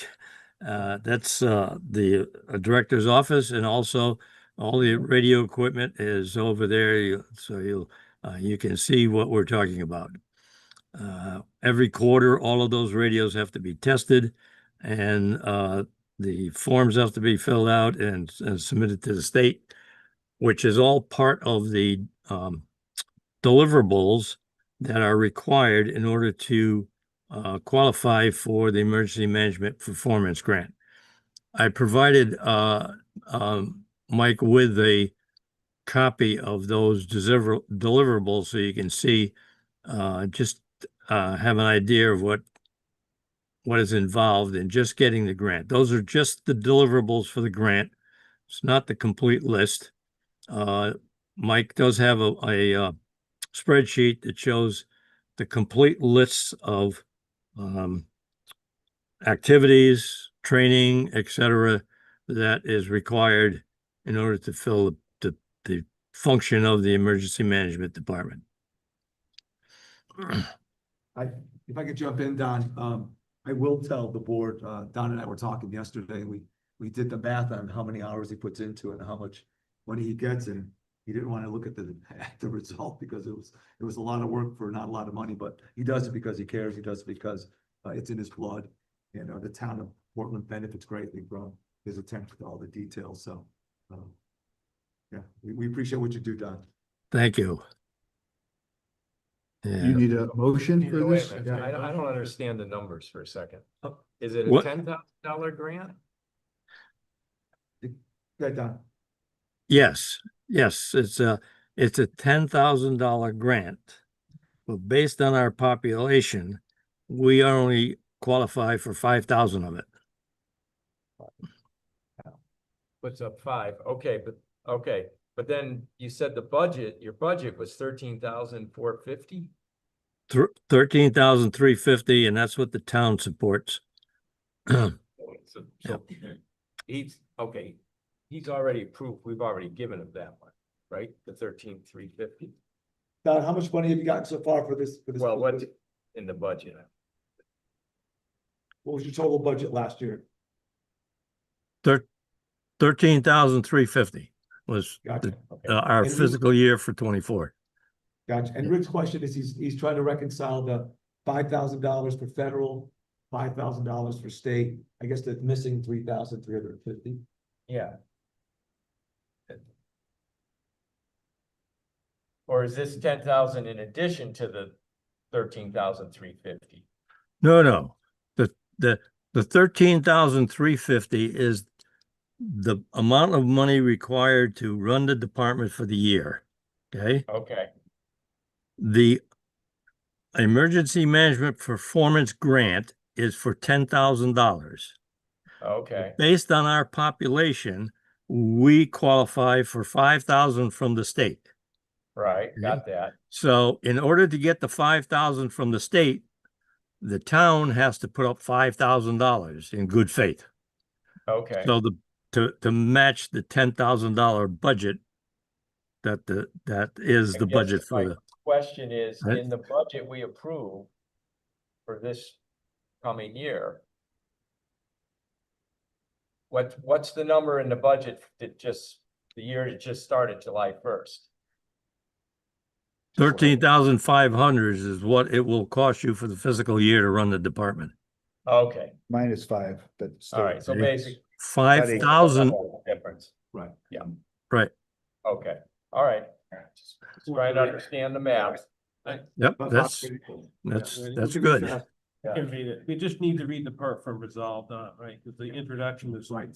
Correct. Language. So this is a motion resolved that the Board of Selectmen may enter into with and deliver to the State of Connecticut Department of Emergency Services and Public Protection, Division of Emergency Management and Homeland Security, any and all documents which it deems to be necessary or appropriate, and further resolve that Michael A. Pelton, as first selectman of the town of Portland, is authorized and directed to execute and deliver any and all documents on behalf of the town of Portland and to do and perform all acts and things which he deems to be necessary or appropriate to carry out the terms of such documents, including, but not limited to, executing and delivering all agreements and documents contemplated by such documents. The undersigned further certifies that Michael E. Pelton now holds the office of first selectman and that he has held that office since January 8, 2025. I will second that motion. Discussion? None? All those in favor? Aye. Opposed, abstentions, motion passes. You have I'd your money. I'd like to mention one other thing. If any of the board members want to see a detailed list of what's involved with the position, I have given Mike a spreadsheet showing all of those details. What I'll do is I'll share that with the board in an email, so they're aware of it. Yeah, because I don't believe that you've ever seen the really details of what goes into the position and what has to be done. I think they would be surprised at all the things you're involved in. So I'll make sure the board gets that. Don, thank you very much. Appreciate you hanging in there for an hour and a half during this. So You're welcome. And thank you Thanks, all Don. for supporting the emergency management function. Unfortunately, it deals with a subject matter that most people don't really want to talk about because it's an emergency, right? And who wants to talk about an emergency? It has negative connotations. So thank you for the support and keeping us running. Thanks, Don. Don, thank you very much. I appreciate it. You're Speaking welcome. of waiting an hour and 40 minutes, we have our next Okay, topic good here. night, God. Discussion of funds for the American 250 Committee. We have 3 members here now. Who's coming up and who wants to talk about it, Terry? Or, all right. Sure. The talker. Look mighty tan, sir. Yeah. It's like you've been Been on outside for a vacation. while. non-controversial subject. Yeah. No. Yeah, we're all behind this one. So I don't know if you guys noticed, the America 250 really started off well with the fundraiser. Actually did much better than I think any of us anticipated. All the members are great. I take no credit for helping set up. Terry Grady obviously does a lot of our, he helps out a lot. Sarah's doing a great job as the chairwoman. So I just want to come up and speak. So we need some seed money. I think actually, I know what just happened, and the fundraiser was awesome. We raised almost 10,000. After fees, we get about 9,400, which is huge. I'd like to stand here and tell you guys to match that. That'd be great. But I think I can still honor our original request of 5,000. Really, it's important. It's a big thing. I think it's gonna be great for the community. We're up to a lot of things. Just a little bit. The money's gonna go a Your long voice way. is shot. Sorry, yeah. Oh, no, it's okay. I'm sorry. It's the end of the day for me. know. The money's gonna go a long way. We have a lot of good things planned.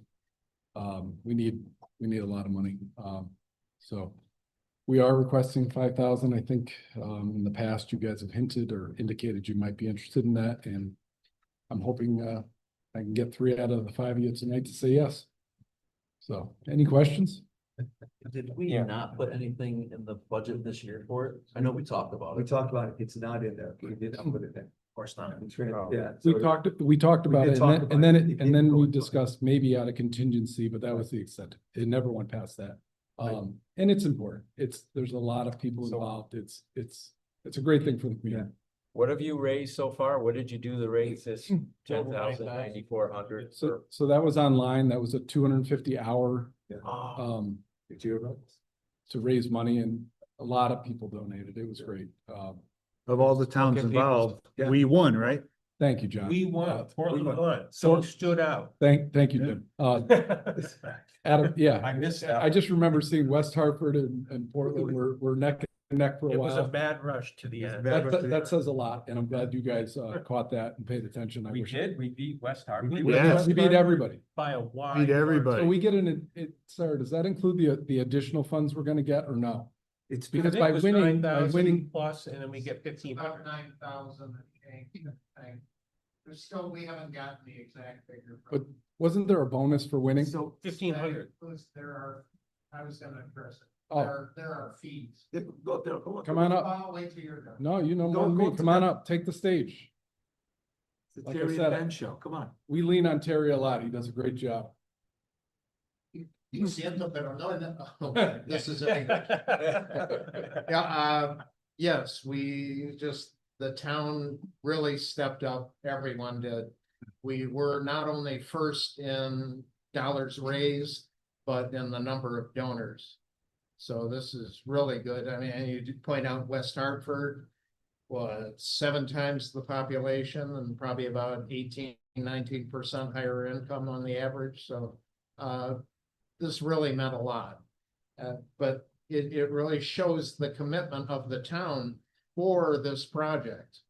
So yes, we have money, and it is, they sent a whole spreadsheet and that, and I have questions on it, but it looks to be with the $1,500 bonus about 9,200 or something. There are, whatever you saw on there, there's Connecticut Humanities has fees, the credit card company, and I'm sure the government's in there.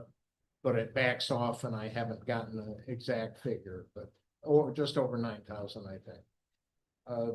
But I do want to point out that although we do have a nice seed amount there, we have big plans. We were commissioned to make this a special celebration, and we're doing everything we can. We certainly wanted to have recognition for the major donor. We did promise 250 and above. There would be some token. We haven't decided what that is. I'd like to see how much. It's going to be small, but you know, something really that stands out that a business. They're mostly businesses that gave that much and will in the future. But we want something nice that looks that. A time capsule we're talking about, a family day with all kinds of activities, the 4th of July celebration with the commemorative program and whatever activities we have there. And not everything is free. A commemorative program that we have that will, might be self-sustaining. Promotion for all the activities throughout the year. And, there will probably be banners and things. So we will have expenses. We don't have, the next meeting will start now that we have a bit of money. We can start working on a budget, but with the town's commitment, as with many towns throughout the state. And I'll point out about 130 towns are participating.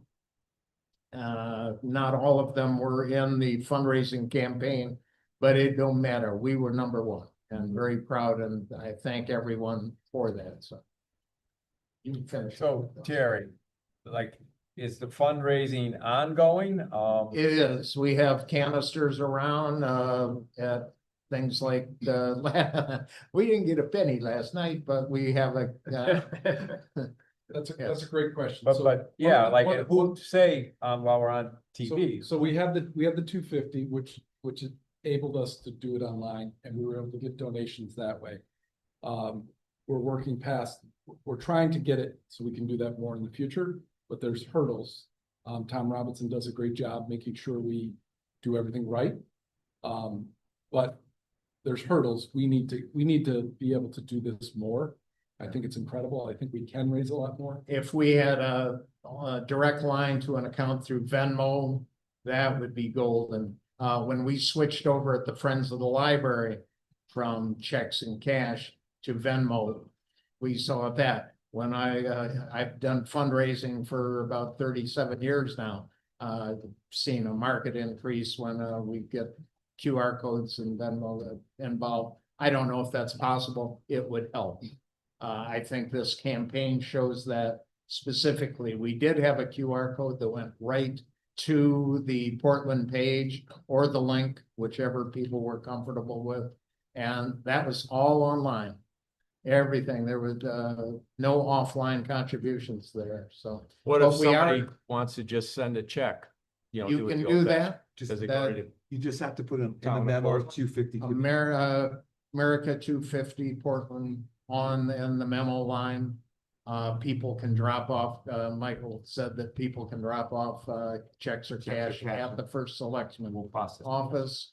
We will be doing a push. I say the commemorative program. I'm sure we'll have display advertising in that. We'll look for creative ways to augment what we have. But we feel it's important that the town show its commitment just as much as the people have shown through our fundraising effort. Just so I don't forget while the thought is fleeting through my brain. As a decade and a half, I was the vice president of the Portland Fair. I know the volume of people that go through that fair on a weekend. I'm just hoping that, number one, you guys are gonna have a booth there. We have a half-page ad in the program. But I'm wondering if, and because I'm just bringing this up because I know it takes time. Had you given any thought to a raffle or raffle items at that fair? We Because haven't discussed. there's a raffle. large We've number of discussed people that go through there. T-shirts, Portland T-shirts that will again spur. Okay, I'm just thinking that that's a huge volume of people that come through there and it's an opportunity. Yeah, I don't know how raffles go there with, I know in the At the past, fair. somebody they've donated, like, they had a lawn tractor raffle or something, different organization have done it, and I think they've always done pretty well. Sarah, we had conversations about raffles. It's. touch But I and know it's go. hard with the state. Yeah. Yeah. Yeah. But the question for you, if you did that, so here's the fair, how many checks do you see people writing in the fair? Right. Oh, Cash or card. it's That's usually, what we're Right. running into. That's why we want to go to the electronic. Oh, that's, and this yeah, is new. to be, for the because town. it's a town, it has to be a check. Well, So- I mean, if there are other towns that are moving forward with, barcode, you could do an online, so we have the ability to. get- Doesn't the town take online payment now? They do, but it's limited though. I'm working on that. Right. Yeah. It- I'm working and it's but a it big- has to be it has- designated, for that. We have to keep it separate Right. and whatever we need to do, No, I we're understand. happy to do it. Can you open your own bank account or is that not? And it. It's a quasi Right. The most Portland important thing is- organization. And Mike's working on it, so is Tom. It needs to be right. And in the future, clearly, there's going to be online payments. This isn't going to be the first, and it definitely isn't. Actually, it might be the first, but it won't be the last. Yeah. And it's important to get this right. So whatever the protocols are that we have to put in place, and other towns are doing it. And maybe we need to contact other towns, but we're gonna do that. Yeah. That's the We way had of the it. future. It's gonna be clearly. I mean, If we had a special accounts fund, that this time it would go over that, and 10 years from now, 5 years now, it would, oh. The next Portland anniversary goes for that. Obviously, it has to be segmented and easily identifiable, but with a bit of effort, I'm sure it could work. I agree. and the fair is gonna have, T-shirts that are funny. That'll be sold and make a little bit. Make sure you get a couple XLs from me. There you go, no problem. And we're gonna also have some giveaway. And things for all the you kids. can write a check for them, or pay cash. Maura will. We made it a flat $20, so you don't have to worry about anything. Any more questions? Yeah, so a couple people donated big. I know the Historic Society donated $1,000. $1,000, yeah. $500, I think, is the Brownstone Core. Yeah. What were some of the other big ones? That.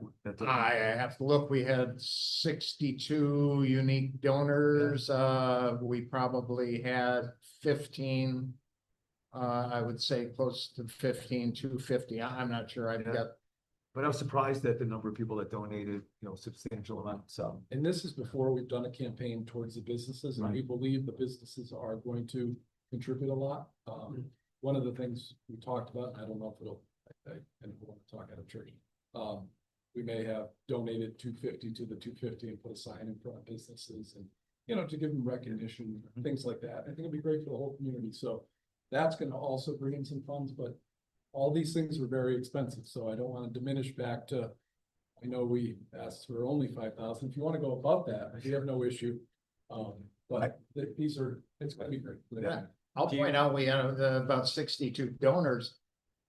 But we had more donations. A number of people came back and did it again. They saw what we were doing. They liked it, they appreciate it. They got into the competitive spirit and helped us get to number one. Just one thing really quickly, last week I saw Gene, Sarah, I think he's the acting. Yeah. They're over, they have a very active committee and they're interested in doing some things together with your committee. So they want, in Middletown, across the way, so. I think they finally put someone to compete against him in the election, but anyways, but he's very interested, a very active committee over there. They want to do stuff with you guys, so, after tomorrow, I'll hook you guys up, but they're doing a lot of stuff, but they know what you're doing over there. We're gonna park the water in the Well, you river gotta and have a roll cross. across the Yeah. river, like Delaware River, and we'll be shooting on one side, they'll be shooting. So, if you are wildly successful in your fundraising, which I think you're gonna be, is there any talk about doing fireworks? So the only discussion we've had so far is potentially if there was excess funds, maybe a little towards Middletown setup, because we benefit from that. So once again, like Mike said, working with Middletown, that's a plus. So not our own, we would make a bigger Correct. show. Yeah, well, the current situation has increased the price of fireworks dramatically. Oh, too. yeah. So whatever the natural inflation was on Yeah. them has been exacerbated. Next year is gonna be ridiculously. Right, and if we can, sorry, but if we can team up with Middletown. We can have a better show. If, and our goal, and I don't know, James, I believe, big goal, 50,000, we're trying to raise big money. So there's big expenses coming up. We're gonna have a lot of wonderful things. And it's not just the I think fourth. people might have missed, I missed your fundraiser. I don't know, it just. No went over problem. my head. I'll you hit know, you up so- again. I'm sure you will. We But I ain't think done. a lot of people might have. To your point, that's why we wanna do an outside. That's why we want. It was an big on online thing. Facebook. Yeah. I don't do Yes, Facebook. that's why. That's in mine. This is, the highlight being the 4th of July, but this is 1776. Right. 2026, there are going to be a number of things, as I point out, this is just the things that we brought to mind. We're not done planning with the library, with the historical society, with the schools. with the exchange, with anybody and everyone. Knights of Columbus, any group that's interested in patriotism and thinking back on that. And 4th of July will certainly be the apex of it, but August 2nd is the date that it was actually signed. So on that weekend, maybe on the date where.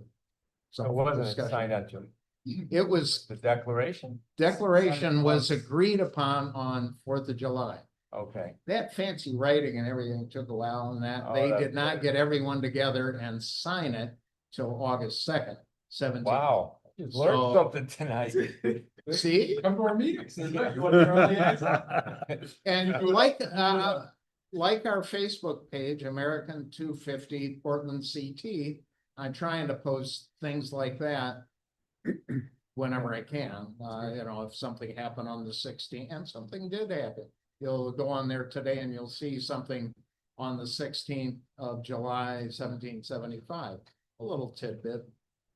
But you will see things like that, and a lot. I didn't know August. I knew it was later. I couldn't have told you the date, but we wanted to celebrate that. And I don't know if we'll go beyond, but we'll see how things go. That should be one wonderful party then too. So And I wore this shirt on purpose, so if we do something with the fireworks, we're gonna, I'm sure, do something with concentric under the bridge. Whether in part of it may be more police officers, because it could be a big event, but, to your point, donating with Middletown potentially. they've stepped up. They have a canister. They're one of the 250. In fact, they had done 200 and they found out that they were trying to recognize 250, and they gave more just to be amongst the group. So Drew is very good about that. So our goal is to have a lot of awesome things, but really have the community involved, so many different things, so it's gonna be great. We have That's a what I great, like we have a most great. about it. Get everyone connected, everyone's doing stuff together. I think Yes, it's great. yes, we have a great group. I'm sorry I didn't recognize that. We have a great. It's great. They're all in the email you got a couple hours ago. So while Terry's up here helping me, anybody have any issue with the 5,000 or more, I think that's gonna be, I think there'll be money flowing from here to help contribute to it. We have a long way to go. We're gonna make a motion. Help out, do some. What's that, Mike? What?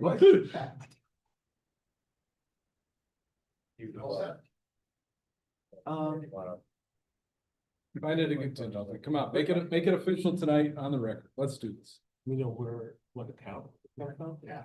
Contingency. I don't have that. So in fairness, at the next meeting we have, we will craft it, we'll find out where it would come from. All So right. you have Give Tom a couple weeks to find out where to take it from. Where to take it from, Right. whatever, it's coming from somewhere. Not. A little not bit from senior here, a little center. bit from there, a little bit from here. Not senior center. And whatever you get, whatever tools you can help Tom with for that online stuff, because it has to be right, and does such a good job, he has to make sure everything's perfect. But we're gonna eventually need online payments, period. So, whether it's this or the next. I've been told that often. Here we go. Then you see the C. And Took a before, long time to figure out that this was. before you guys step Logo. away, Oh. no, this isn't for you, but I think we should recognize our first selectman who went online in one of the old fife and drum uniforms. And I have to say, the hat, the point goes to the front, not the flat part. I've been told multiple times. Video. But the town jester wears it that way. That's exactly right. So, But There you go. that was good. That got some attention for you We guys. got some attention, and the Bob McDougal was viewed like 7,500 times. Yeah, and I thank you for that, Michael. That was, you were great going along. I was happy to sweat for Portland. Jumped in as well. Yes. That was good stuff. and like I always do, thank you all for serving again. All right. Thank Thank you, guys. Thanks for the Yeah, update on that. non-controversial. Thanks. Smooth. It was nice to see you in a non-controversial topic. So guess what the next subject is? No, it's not that. No. It's not that. Refunds of excess payments. We're 5 minutes away from the end. Bring us I'll on. make a motion for a refund of excess payment for Core Logic, $61.24. I'll second it. All those in favor? Aye. Opposed, abstentions, it passes. Motion for a refund of excess payment for Honda Lease Trust, $219.86. And I'll second that. All those in favor? Aye. Opposed, abstentions, it passes. That was quick. Next one, status and committee reports. I have given all the reports I needed. I unfortunately I had a prior commitment. They moved the Board of Ed meeting last week to 6 PM and I walked in the meeting as it finished up. So I will get a report at our next meeting based upon minutes from that meeting. I attended the Water and Sewer Commission meeting. Let's see, the Co Avenue pump station is basically finished. They just have to, let's see. They're finishing it's running, the new pump, the repairs are running and they gotta put some fencing around the propane tank and the pump station itself. Let's see. The new line on High Street's in, the water line. They still need to connect, I guess, Clearview and Butler Lane. That was done today. Okay. Very good. And as far as the new well, they're waiting for the test results from the first pumping test they took. And then they had on that first test, they had the motor maxed out and they were getting 1,000 to 1,400 gallons a minute. So that was like really good. That's crazy.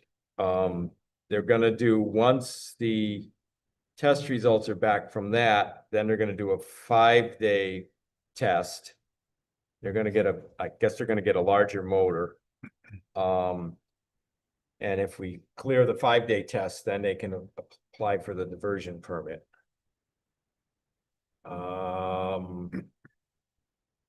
Then they talked about, this was kind of an eye opener. They talked about the amount of stormwater that is getting into the sewer system. We've talked about that before. I don't know how it hasn't been addressed. Yeah, It's crazy that we're. one of these, they Rainwater. they came down to like use storage, like their roof water is going down into the sewer system. Like, so I believe they're going to, the water and sewer is gonna make a recommendation to us or to you that we might have to start going after these guys and say, you gotta fix this. There's a few properties that the town knows of that they're They've gonna identified- feed into the sewer instead of into the storm drain. Right, To take the water away. yeah. And I believe they said there's one that a storm drain in a parking lot leads into it. That's what I I read read too. too. Yeah. But we've known this for years and we've done nothing about it. It's amazing that it's been allowed to go on. Well, I don't know why. I mean, to me, it's like, we Yeah. gotta, Now, especially if we get a new public works director, I mean, that's gotta be The other thing high I'd on the like list. while we're talking about water and sewer, and not to get into it tonight, but we should have further discussion about it. That was talked in there about expansion. And about how a couple of our businesses are having trouble with their wells.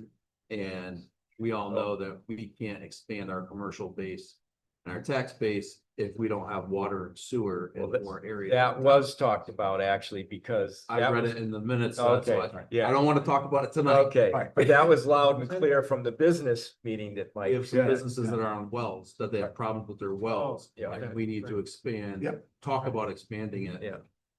Or we're limited as to what we can have in town. Well, and that's great water. Exactly. We have a Well, lot- we have to expand the water and sewer, and if we get more customers on it, it'll They'll pay for like, itself. it'll pay for itself. Right. But Absolutely. we're to the point where basically we gotta find some money. I asked the question, well, how much does it cost to, I guess, run the line?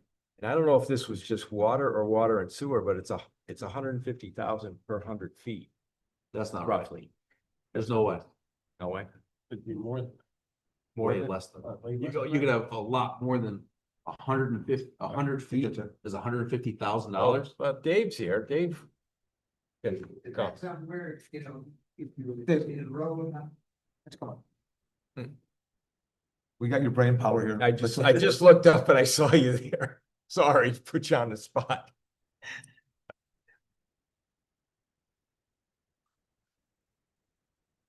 Yeah, the national figures on AWWA, and it depends, there's a lot of variables, okay, as far as if it's in the road, if it's rock, okay, the size pipe, okay, that you're dealing with. But basically, you know, for road replacement and, you know, fill and all that kind of stuff, that's what the, you know, AWWA figures are.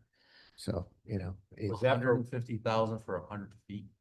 yeah, Well, I'm thinking if you're talking out, for example, going out 66, yeah, if that's just an average of what you may come upon, because there's stretches by Dairy Queen, which may be easy to dig, but then you get up by St. Clemens and you're blasting.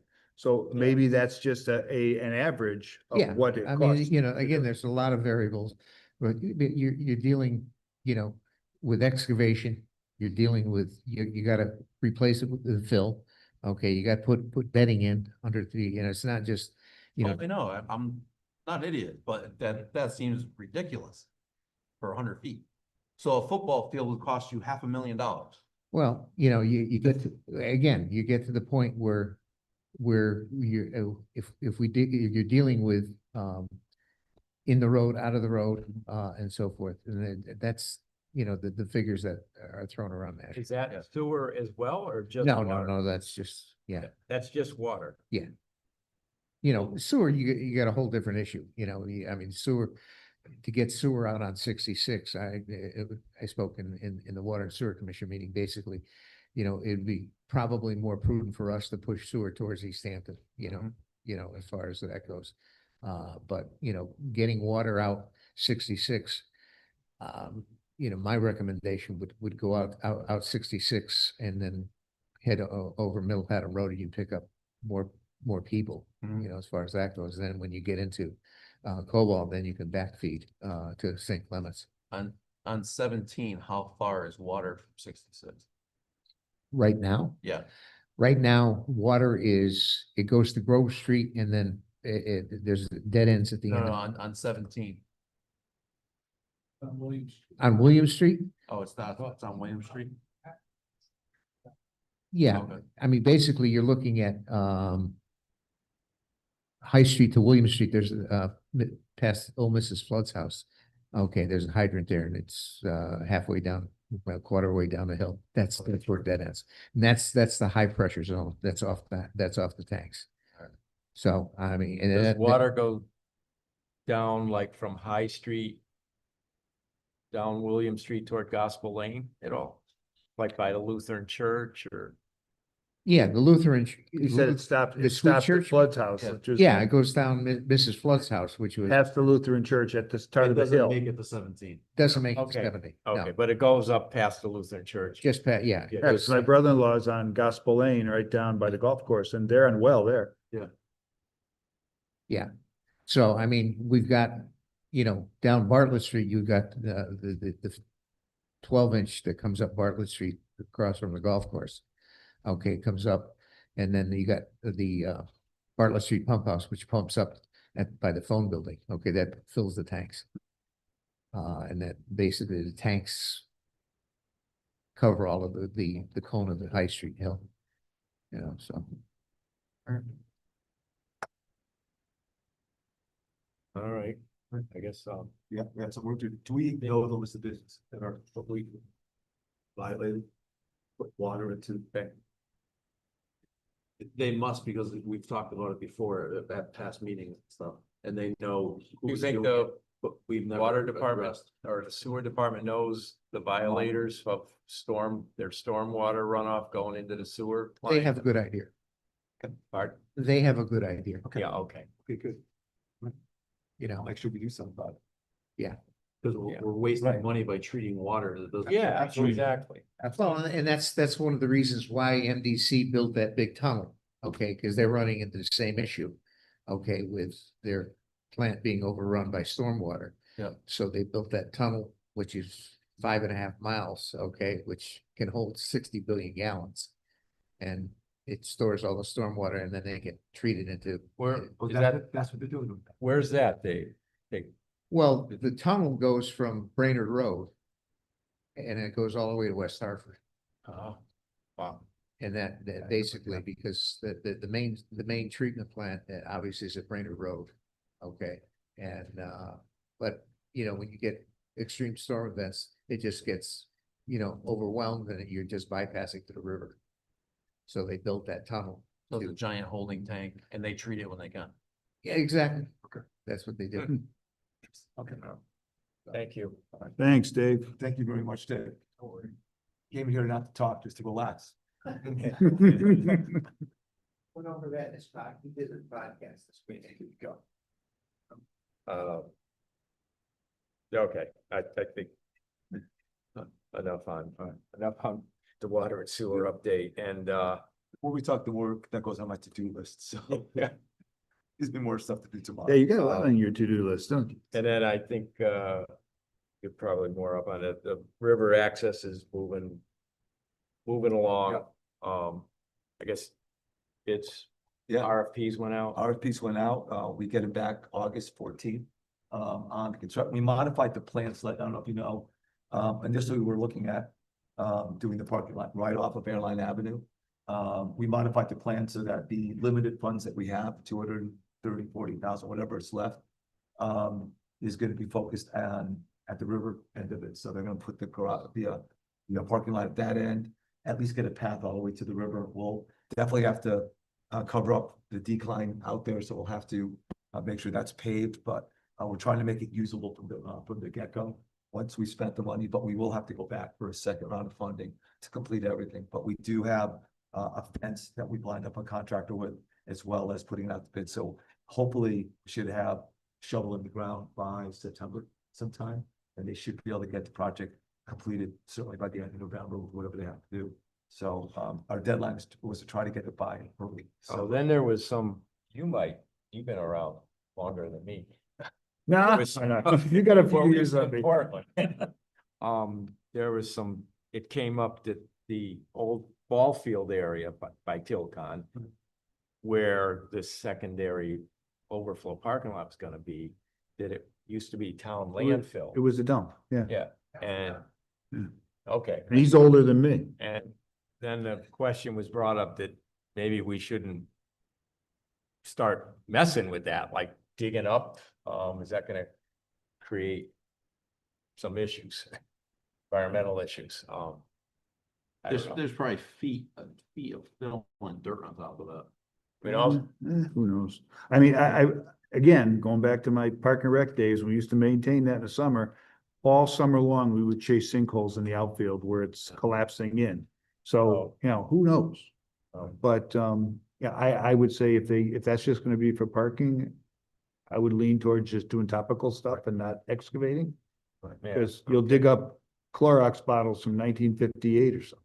And I don't know if that needs to be a paved parking lot. I don't know what the plan calls for. I mean, Yeah, Could no, crush the only stone. paving they'll do is going down the road, just so that doesn't Where- wash away. 'cause- yeah, where it's steep. Yeah. Yeah, Yeah. so maybe this whole thing, maybe it's not that big a deal, but that came up. that Right. With the committee that maybe there should be some test borings or something done. I don't know. Maybe Yeah. we're just looking for trouble if we do that. Yeah. Yes. Yeah, I agree with Leave you, well enough alone. absolutely. Yeah. So, Okay, that's all I got. good. All right, public comment? Anything online? Anybody left on? Yeah, anyone left online? There are, good, good. Right. General informal. I just, one quick thought. I wanted to put this out to the group, just food for thought during general information discussion. A few times recently, I've driven, my son bought a house in Manchester, so I'm driving down Main Street in Manchester to come home. And I know we have the banners on Main Street in Portland, and I don't know whether this could be done, if this would be the town, if this could be done in conjunction with the 250 committee. But they have banners on Main Street that they're very cool for Memorial Day. and I gotta get more details, but I think it honors those who were lost in action, who were Manchester residents. And every banner down Main Street has a different photograph, the old black and white photograph of the individual. Some of them are obviously Vietnam, some of them are obviously World War II. They're a red, white, and blue banner with the photograph and the name of the individual. I just thought it was really special, and it'd be kind of something. I don't know how many on the sign behind the town hall, how many we actually had lost in action. But you know, if you could get a dozen or 15 banners on Main Street, right, maybe right underneath Memorial Day, right underneath the flags, would be really something. But it's just very cool, Main Street in Manchester. Is it still up right now? Yeah, yeah. Or If you go, Can you take a picture of it next time? yeah, that's gonna go through. It's just, it just kind of caught my attention, the old black and white photographs of the individuals. And I'm sure you'd have to, you know, as you researched it, you may not be able to find photographs with certain families. But it just really had a nice impact, you know. I'll do some more digging on it. It's perfect. I just had a couple quick things. I know we talked with Ryan O'Halpin about the condition of the Civil War monument at the end of Bartlett Street. Anyone looked at it during the Memorial Day parade, you can see what kind of condition it's starting to get in. And it's not the monument itself, it's the wall that surrounds it and separates it from the road. It's coming apart. I think we should look into that. I know it's already planned in capital for the next few years. But before it gets really bad, I think. Accelerated to do something now. Yeah. It's gotta be, well, maybe 20 years ago. When did Jack Sterry seal the monument? He put some kind of sealer on the brownstone monument. So the monument, and especially the soldier, because at that point in The time, monument itself is. the monument itself very looks good okay. condition. Yeah. It's the walls surrounding it. Yeah. That all the grout that has come out between the stones. Blocks are starting to move. Stones are shifting and settling and. Yeah. Hit by cars 2 or 3 times. Yeah. Yeah. Yeah. Well, that's the thing. Most of it is on the backside of Yeah. Bartlett Street. Right, Yeah, right at the Right. front side. Yes. right. That'd be nice to get spiffed up before the 250. Yeah. Yeah. Especially if it's more of a cosmetic thing of rejointing it and, you know, straightening the stones, Right. that kind of thing. Yeah. Was it Jack Siri Senior? Jack Sterry Jr. Junior, okay. Crouch and Logano, not Crouch Logano, Fox Becker. Yeah. Yeah. Monuments, he found some process and you paint it on it and it penetrates the stone. Yeah. I'll give him a call tomorrow, see if Yeah. we can do something. We put something like that on brick. Yeah. On a building in Colchester. It works. Yeah. It Another doesn't thing- last forever, but then you just redo it. Right. You know, 10 years or something. Another thing we talked about, and we had the rep come for the parking lots for the schools. Oh, yeah. Public Works did a good portion. Nowhere near what we need to do at the high school. With what they had, or what they were allotted, they did the road in, around the circle in front of the school, and the small parking lot to the right. That's it. So the whole stretch down by the old band room and all around the back is That parking lot, the one by the tennis courts, and the one in back Back. are untouched. And that was the bid, that was the. No, we purchased the fill, the crack fill, Okay, used the town machine that we share with Cromwell, okay. and we ran out of product. We Oh. did not touch Gildersleeve. We did not touch Valley View, and I drove through Valley View today. That parking lot is horrendous. especially on the side. It's worse than Gildersleeve. And we were getting prices at the high school to replace that parking lot is over $1 million. Well, what about that company, that guy from Worcester that was here? That's something that I think we need to look into. If we don't have the manpower, and right now, we don't have the machines, the machine went back to Cromwell, so we share it with them. We need to do something to address the parking lots before they're so bad, we don't have a choice, but we have to repave them. And this is the most cost-effective way to extend their life, because whatever we don't fill this year, water gets in there in the winter, freezes, makes the crack bigger, and you Yeah. get more cracks and bigger, and pretty soon the plow is catching the asphalt and making potholes everywhere. But that's where we're at with Gildersleeve, Valley View, and the high school parking lot. So if we can't handle it in-house because we don't have the manpower or we don't have access to the machine, we need to figure out how to address it, right? Before we start getting requests for hundreds of thousands of dollars and millions of dollars to repay parking. Well, I thought we were gonna potentially do something with that company, that guy that made. That's what I asked. I asked to get a quote. And we haven't gotten one yet. And shouldn't that come from like Bob Shea? Shouldn't he be? So, Because it's mostly school Should be properties. the- Yeah. right, he did look into some of it. I have to get all the details on that, but I know Mike did as much as he could with either budget Because material. what they did with the high Right. school was the school paid for the material Right. and Public Works put it down. Right. So we're not paying a vendor the labor and Yeah. marked up prices of everything to do it. And- Right. And in fairness, I don't know if they ran out They of come out time. nice. I gotta go up there and look at Yeah, I it. mean, they did it, they did a good That job. looks nice, Yeah. but we did not do enough. Right, and what I gotta find out is I gotta find out whether it was because of other projects, they've been also pretty Oh, flat out with the They project. did a lot of crack sealing on plenty of roads. Right. Which we have to do roads Right. too. So it may be a Yeah, matter of so- prioritizing whatever, so I'm gonna find out, I'll let everyone on the board know. If I set something up with Mike Lestrina, and one of you gentlemen wanna come there, I'll let you know, but I'll set something up so I can get a review of what. Yeah. What was done, and what the priority was. I know they were prioritizing what's the hardest thing, in the same way like we've got chip seal coming up.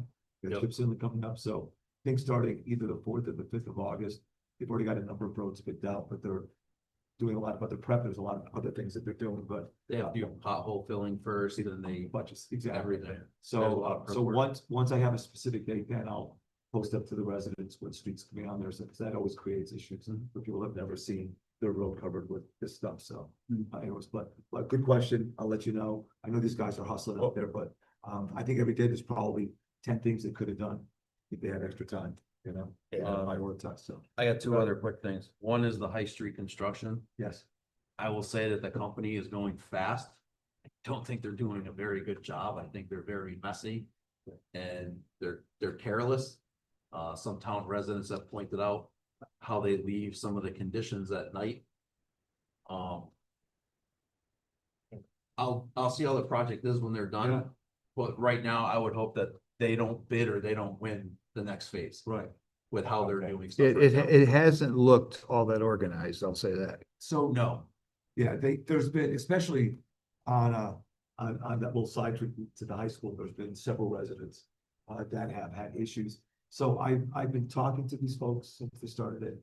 We had one specific issue on one of the nights when they left it opening, right there on a Friday night, where there was a gap that I was made aware of, went up there, and they would have sent someone out, but Mike and his team were able to get out there before they could get out there.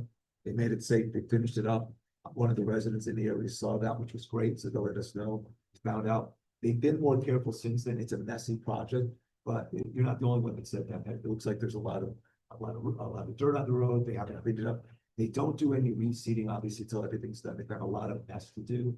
But they've been made aware of it, and they're trying to do better. But I've been up there every like, day. I can understand the yards, Right, but when you drive down the road, there's dirt, rocks, right, even their equipment, I didn't think High Street could get much worse. Right. And you can see where their equipment tore up the chip seal. And it's rougher than it was before. right. And we're not paving it this year. So I just think maybe that I don't know if they were a little over their head. And they didn't have enough steel plates to cover all the openings that they left open at night. And that's how it was. And he left holes like Well, in the. Well, no, in fairness, there was a gap on one of the trenches they had built that was about like 3 feet wide, however wide it was. OSHA was Well, shut you they down for had, that. they had cones up, but they did not have that covered, and this was a couple hours after they had left, so one of the residents noticed. I went up there, photographed it, sent it to them, and before they could get their guy out, I'd already talked to Mike and his guy, and they already came up there and took care of it, so they covered it. It was said, that's the only one that I've had so far on that, and they've been good about that, but someone that's made a mistake there. They acknowledged it, they've been careful since then, but it was a hazard. So it was Yeah, tough, that's- you know, and Well- liability wise, so. And it was tough because it was a Friday, so it would have been like that all weekend. Yeah. Right. Well, Public Works went out and addressed it for them. Right, but we did it, we beat them to it, but it had to be at least 2 hours that it was open. in the time they left at whatever, 4 o'clock. No. They covered it by 7 o'clock or so. But still, what I'm glad about, those people are paying attention. In fact, I stopped by your dad's house. I was knocking on some of the doors, just to see what people thought when I was up there. And he was fine, didn't like his yard, torn up, but he understood, but he also had some feedback on, we'll probably be a little later and stuff, so. But people are paying attention and they're letting us know, that's good, the more we know, the more. But yeah, we'll see when the job is done. Yep. I think a fair review of what they did, is in order, so. I've tried to, at least every day or two, take pictures of progress, so if you guys are going by to see something, let me know, record it, so we can let them know. The last thing, because I wasn't here at our last meeting, I was on vacation. For when we have a public hearing and a town meeting to vote on something, I had several people ask me that they didn't like how we do it, and I don't like how we do it certain times. We lump everything together. So the vote was yes or no on the topic of purchasing 4 things for the town, instead of having a vote for each thing. Like if they want to approve the police car or the fire equipment, but they want to turn down whatever the other thing is, they can't. It's yes or no. So it's how the state does it. It's how the federal government does it. Well, if you want this, you have to vote for all of this as well. So The only of thing I would course, we're think, gonna support. if the bonding or the funding covers more than one thing, I could see that's why they Right. do it. But if there is the ability to itemize the list and vote on it one at a time, I don't have, it takes so longer, but I don't have a problem with that. We all saw how many people, that was one of our biggest turnouts Hmm. for a meeting ever. And it was pretty divided. It was a Yeah. close It was a vote. very close vote. And I think that showed, and there was a difference in the vote too. It wasn't the same as the It first wasn't one. the exact No. same. So people wanted to vote things approval and then they wanted to deny others, but they couldn't. It was one or the other. So you either had to be the good guy or the bad guy that night. Right. So on things like that, I would like just individual votes. It doesn't take that much longer. I think that's a good point. I can't remember in all the time I've been on the board. I don't think you were at that. You No, weren't. I wasn't. That was like, No, Yeah, I- I was that was down- like a last minute. I I was mean, we had down to in- get it in before the end of the year. Right, Right. I was out of town. Yeah. I couldn't make it down there, but I was calling in and checking in. Yeah. And that second vote, I think 3 people, if they had switched votes, would have tied. It was Yeah. that close. The first vote Mhm. was. One was I actually was keeping notes. And It was, like, it was, but Yeah, well, the 23 to first one was a little 17, wider. right, The second second one one was was like- closer. but. and the second one was the but- one where there were 4 different items lumped together. Right, And that's what I'm talking about. If, you want to Yeah, that- support one thing, but not the other, you can't. Yeah. It's all. And, yes and, or and all no. honestly, if there's logic why it had to be another way, I'm fine, but if you do have the ability to separate these things out in an à la carte fashion, that benefits the board because we then know what people's priorities are. Yes. You have a better understanding of Yeah. what the taxpayers want Absolutely. and what they're supporting and what they're against. Yeah. Because it could have been 3 things passed, 1 lost. It could have been 2. We Yeah, don't 2 or know. 3 things could have passed like, and it's just one was a dead no, that, Exactly. right. And like I said, that's all the state and federal government always does. Well, if, You mean an omnibus budget bill? Yeah. you're forced into it. So you want that one good thing to pass, so you vote for all the stuff you don't Right. support Right. for that one reason. But That's yeah, a good I point, think the Bob. people spoke. I mean, it was obvious by the numbers Yes. that people, you're right, people would have We preferred to already do left that. here. I had 3 people say, someone here and 2 people outside. Why do we vote that way? Like, why aren't things separate? And I said, that's how it was written. We can write it different. And I agree with it. Right. So, yeah, no, good point, good point. All right, that's all I got. excellent. I just have a couple things. I don't want to go too much longer. We've been here for a while tonight, but there's a couple things that are important that we can do at the next meeting, but I want to throw it over, your bow here. That one. We're going to be expecting the Strategic Capital Improvements Committee to have a final report soon. Yeah, You the guys are meeting working on- is I've seen your, 2 weeks. right. I've seen your additions and caveats in there. I think others are waiting, so that's coming our way. So once we get the final report, we have a lot of work to do in terms of deciding what we think is best and also. Well, the final report, if it's going as it was discussed, we have a meeting another week or two to, as a committee, to approve the final report. Right. But then there's supposed to be a follow-up joint meeting of this board and the Board of Education. Right. Yeah, and that's, I think, where I hope there'll be some real open and honest discussion, maybe some suggestions, because, we all agreed on this committee that we really have to come up with a solution that works. Well, and I've heard feedback on both sides because people are paying attention to this, obviously, people are listening. So I've heard, the board of, you got, the committee should just be presenting it, Board of Ed should just be presenting it to us. And then we start working on it, others, joint meetings, so there's a lot of dialogue back and forth. So there's a lot of ways that it can go, but what I'm liking about it, though, everyone's paying attention to this. I mean, this has created a great deal of interest, people are paying attention. So I don't know, start thinking about. What I liked about the committee, and I'll just say this.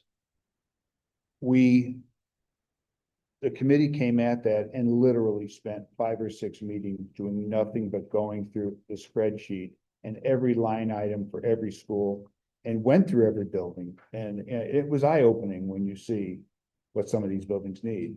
But it's more eye-opening when you understand how the process of state reimbursement works. Yeah.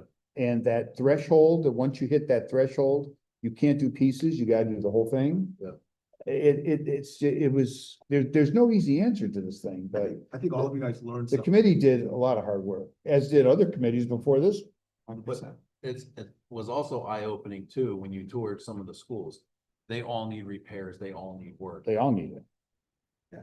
but we're constantly being told, oh, the schools are falling down around the students. That's a bit of an exaggeration. Yeah, they're structurally sound, but, Yes. but, Cosmetically. but I mean, when we went through this, I keep calling it the junior high school. Yeah. I mean, I'm walking in the classrooms in the old front section, The 100-year-old. and it looks exactly like it did when I was there in 1971. Yeah, I wasn't born though. Anyway, Scott. But no, but I mean, I think the committee did its due diligence. I think the plan that put forward is probably one of the most logical ones, but we want to make sure the report that Carl and Charles are finishing up. I made a few suggestions. I thought there were a few key items that the group spoke about a lot. And I realized this thing was like a 40-page report, and I realized they missed some key pieces, so I made a few suggestions, but no, I look forward to letting everybody see it. And I think the goal of the committee at this point, at least from Charles' point of view, is to get consensus. If we get it, 9-0 vote on this is what we did. This is the work that we did. I know it was a 7-2 on some of the decisions. Some were unanimous, but I know, just that everything you guys did in the committee is reflected. And unfortunately, I think some of that comes down just to trying to break that dollar and cents threshold, and I honestly, I don't know how you're gonna do it. Well, I decided just for hoo-ha's to see what the bonding cost would be on the estimated price that you guys have. And I'm having us look at what do we see the grant list going up to and how's that going to affect. So there's a lot of things that are going on here. So I'm hoping by the time it comes to us, I'll have some numbers for everyone here in terms of what does it look like? What does it look like over the next 3 to 5 years in terms of what are we doing tax wise? Well, and like I think I spoke at one of the meetings, if you guys watch it, I said, and everybody was in agreement when that first vote went forward. There were, we don't know. I wish there was an exit poll, because we really don't know why a lot of people, there could be any number of reasons why they said no to it. But with that proposal, for all those dollars, you're getting one building. And one of the big things people are concerned about is they didn't know what the secondary school's money was going to be, and they weren't told what it was going to be. So even if you did that one building, you knew that we were gonna have to come back at a pretty quick date with additional funding needed for secondary schools. the proposal now, and we talked, what would it cost if we were doing that same proposal now, and everybody agreed with tariffs and everything, the way it's going right now, it would be up, I think it's just 7% higher or something like that. But we said a lot of this has to be education. When we present this to the public and let the public decide what they want to do, but the bottom line is, instead of final analysis before being one building we're presenting to you, with two buildings you have to figure out what you're doing with, and a secondary school that you still don't know what it's gonna cost you in addition, which I think was like $10 million. Now you're getting, with this proposal, you're getting two schools renovated. Money is included to get the secondary school squared away, and the building that's being set aside, there's a couple $1 million allocated to that one too. So, you know, I liken it to having to sit down and have the discussion with your kids about where they want to go to college. If you're gonna have a plan like that, you have to do it like you said, because the first plan didn't do that. You have to cover everything and not be, oh, we'll deal with that later. We'll deal with that when we come to it. No, because like you said, a lot of people didn't know that with the old plan, we still had that much money going to the high school, middle school and repairs. Yeah. So, you know, a lot of thought went into it, and, you know, and even though the vote had 2 against it, I think for the majority of the concepts, everybody's in sync. I think it just came down to dollars and cents, but we were kind of at a point where if you tried to cut any more dollars out of it, it was almost making the effort useless, because it's at a point where you got to do enough with it. But I look forward to everybody seeing the final report when it comes out. It'll be good. And then at that point, there'll be a lot of engagement. Oh, a lot yeah, of meetings. absolutely. There has to be. And then we as a board, I think the challenge is we have to figure out what is it that we think is in the best interest that's out. Like, what is it the best interest? What makes the most sense? And advocate for that in a way that if we feel that's the decision, that's what we do. But I think that's going to require a lot of discussion. I watched every meeting, maybe not the same couple of days after it happened, but we're talking inside every meeting. The last one I think was eye-opening because it was good to see everyone kind of come together on the final reasons and the rationales. I saw Ben move a long way, more than I thought he would. I saw some people move back to the middle, so it looked like toward the end that committee really did its work and took it seriously and came to something that they all could agree on. So kudos to you guys for doing that. Yeah. But let's start what we're getting. So we gotta convince people what is it, and we gotta figure out all the costs and all the dollars and how do we afford it? How do we afford that number with our tax base and all that kind of stuff? Right. You know, so that just talk about that. The 3 acres plus that we have down at the riverfront, we put an RFQ out a 1.5 years ago, right? Put it out, nothing happened. We didn't bring it back. I want to do that again. We have a lot more stuff happening. Spas starting to work right now. So I think it's time for us to get the word out there to some developers. When I was over in Middletown last week, talked to the new mayor, talked about doing stuff together. They have a lot of programs like this as well. They're doing a lot of expansion. They have a lot of developers that they've talked to that are exploring things to do on the riverfront. So I'm going to put this together. If you guys want to be involved in any input or ideas on that, to get as much out there, to get as many people bidding on some kind of project down there. You guys are welcome to listen. Which particular siting? So it's right across from the quarry. The brownfield? That's the gated area, the 248, all the way around. Well, are you talking about all 3 parcels? Yeah, all 3 All parcels. 3, Yeah, okay. I think we got to present, this was only put out for the 3 that were mediated, but I want to put out for the entire area. I'm talking to the state about additional money. We need to clean up additional, but isn't one of those now being used by the water park? I'm letting them use it over the summer because we don't have any other use. So, and what I did with those is, I asked them to start charging parking one of the spaces and split that with the town. So we could use that to maybe clean up a little bit of the area as well. So they're gonna put that fund together for us. So I don't know, it may be 10, 20,000, how much to work with by the end of the season, but they're using They're gonna that. charge for parking this year. I asked them to, they normally work, but I said, VIP parking is the closest one. So started doing that like a week or so ago. So who knows, we'll see what we'll get with that. But I'd like to look at that whole property as something that maybe if someone could do something. But let's just say that we end up getting a developer. Right. What's the park gonna do for park?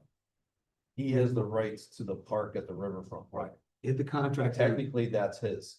For his use, yeah. To the parking at the riverfront park? Yes, That it's unpaved. Yep. That, it's in his lease that he has access to that, which is public parking. okay. But now we're also gonna be redoing his lease, right? Or Well, he wants to extend it. Well, or something. there's a couple of things that's what we want to fix today. He wants to modify and extend it to 10 years. There was three or Well, we better, like, maybe we should look at this whole parking thing. We're gonna be, Right. adjusting his lease. It's one of those things. We have. He has to have, I mean, Right. we're a beneficiary of him doing good business. 100%. Yes. So we gotta make sure he has Keep doing parking, good but we. business. But you gotta remember too, if you go back to a number of years ago, before COVID, when, you know, he explained to us that he kind of he has a cap at a certain number of days, he staggers it throughout the week. But back pre-COVID, on the weekends, when that place was cranking. Right.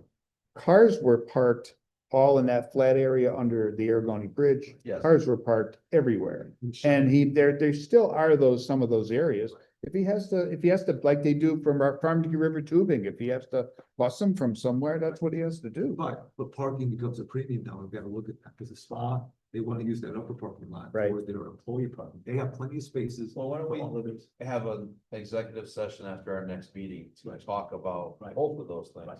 Parking for the spa and parking for them, Absolutely. and we can all get our ideas out. Well, and that's actually what it takes, I want to talk about. So yes, we need to talk about that, parking, those guys, the contract and some of the issues that they had. So, all right, so let's get to that. There's a copy that's dated, so, yeah. But here's a copy. You guys can keep this for the next meeting. What for the next meeting? This is something that Sean sent to me. This kind of summarizes the changes that he would like on here. It's after discussion tonight, but this is what he sent to me. I've got copies for them. We will talk about this in an executive session, but this is kind of his request for what he'd like to do. And Oh, so he just talks about through an amendment. Yes. yeah, exactly. It's nothing new, but anyway, so that'll be a discussion, but again, parking, where we're gonna do it and how we're tied. Other issue is speeding on Main Street. I had talked about earlier, trying to mitigate speeding on Main Street. That's what happened. High Street also, a lot of speeding on there, 66 obviously. So two companies I've talked to have given me speeding tests. They've looked at those roads and got back to me with a report on the traffic. And everyone's speeding on those roads. I mean, we knew that, it's all over the place. Middletown just put in speeding cameras, that they're tracking, and giving out tickets to people that are speeding on the roads. The two companies I've talked to, they do that, but they provided me a traffic study in the areas that I'm considering putting that. Obviously, it has to go to a vote, obviously, we have a lot to talk about, but I've talked to the police, I've talked to whoever will listen about this, friends and neighboring towns, and it's an interesting topic. I want us to talk more about it. I want to bring it up this fall. It may not be ready in the next month or two, but I said show would be helpful. I have a couple locations I'd like to consider it. The way Middletown is doing it now is interesting. The way they do tickets is interesting. It doesn't tie into motor vehicle, it doesn't go with insurance. You have to pass something as a town that says if anyone's town ordinance. Town ordinance, exactly. Town ordinance. The state supports it because they're also trying to reduce speeding down. It helps decrease. The goal is behavior modification. You don't want people speeding. The biggest pushback on it is citizens will scream, it's a money grab. The way it works is the money has to go to something that involves safety. It's police, it's traffic safety, it's highways, it's whatever. It stays in the town, and it has to go to that particular cause. The goal again is to stop people from doing it. I'm planning on bringing one or two of these folks here to kind of go through a demo as to what they do, what the rules are, etc. But there are a couple towns in the state that have it. Where they put it in, it reduces down speeding very quickly where it is. There's warnings given out the first month or two. The tickets start at $50 for a first ticket, second ticket $75. Everything Do that has people to be- pay those tickets What's or that? they just? Well, that would be my one question though. Because if you No, don't no, have I a don't want course, to keep it to the woods, But but, this is like informal discussion. Well, it's a It feels full like business, we're getting right. deep into Right. the policy proposal. right, no, no, I get that, and I don't want to go too deep in it, but it's something that I'm interested in exploring because it helps. I think it's worth looking at. A lot of towns. do it. That's Just all put it it is. on the agenda. Right, Yeah, right, address it. exactly. Exactly, so, but something I'll put that, I'll let you know, but it's coming, so just be aware of that, but I think it's worth discussing. And again, the end goal is to set. Airline Trail, just a quick update on that. We are trying to get past Butler right now, that's the gap right now. We had some Eversource issues before as well, going on their property, to get the path back there. Eversource basically put it back on us and said, we're waiting for you guys to come back with the design. We finally understood where the disconnect was from last year. So we are meeting with Dan Lally, I think you got the message, in about another week and a half, I think next Friday, we're gonna talk to him. He owns there, we're trying to find the path around his place. Once we understand where he wants to go, we'll bring back the new plan to Eversource, and Eversource is very anxious to get through this area and get us past his property, get past, get past 17. So. how do they plan Get to on, the Dairy Queen. how do they plan on getting over or across 17? To be decided. DOT. Talking about speeders. That's a very dangerous spot right there. But DOT is aware of that as well, so, on our airline trail right now, they put up some crossings already. So they are already expecting to put a crossing somewhere on 17 and maybe other places as well, so they're following the program. They're very active. About a bridge. Yeah. Oh, it's a shame they took that old. I know, I was just thinking the old railroad bridge. Yeah. So that's fine. And that's really everything else we can do in another day. I don't want to tempt this on too long. But did anyone have any questions about projects that they want to go about? Anything? When you were talking about the traffic, Yes. is it sort of modeled after Middletown? Are you looking at like something like their? It's the same. Picture? Where they? Oh, yeah, Electronic it- system. so. Takes pictures. Take send it- pictures, tracks it, but it also sends a package that they still have to go to a court. It's not just a town issue they can ignore. It's something that they have to go to traffic court if they want to fight, but they provide all the documentation to the town. And again, the goal is get the people to slow down or whatever, so. But there'd be a cost involved, so. So I don't want to go too deep into it, but two different companies do it. One, it's no cost. You take a fee. Another one, you pay for everything, you can keep most of the money, if not all the money. So there's two different models. Middletown's using one, but they have a no cost option. And they have one that costs. So, but it's interesting though, but again, it's worth talking about, so. I would think if it really is working effectively, because I've seen this happen up in New Hampshire.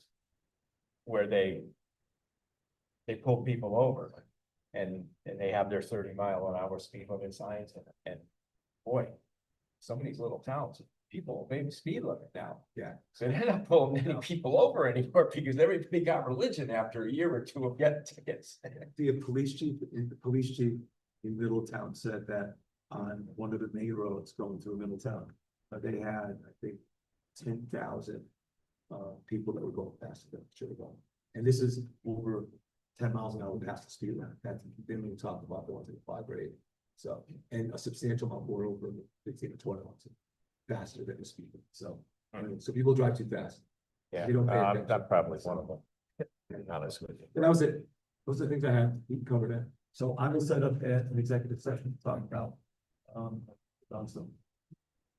We'll get that done. All right. Do I have a motion to adjourn? Yes. Second. Second. All those in favor? Who seconded? I seconded it. Rick seconded. All in favor? Aye. Aye. We are adjourned.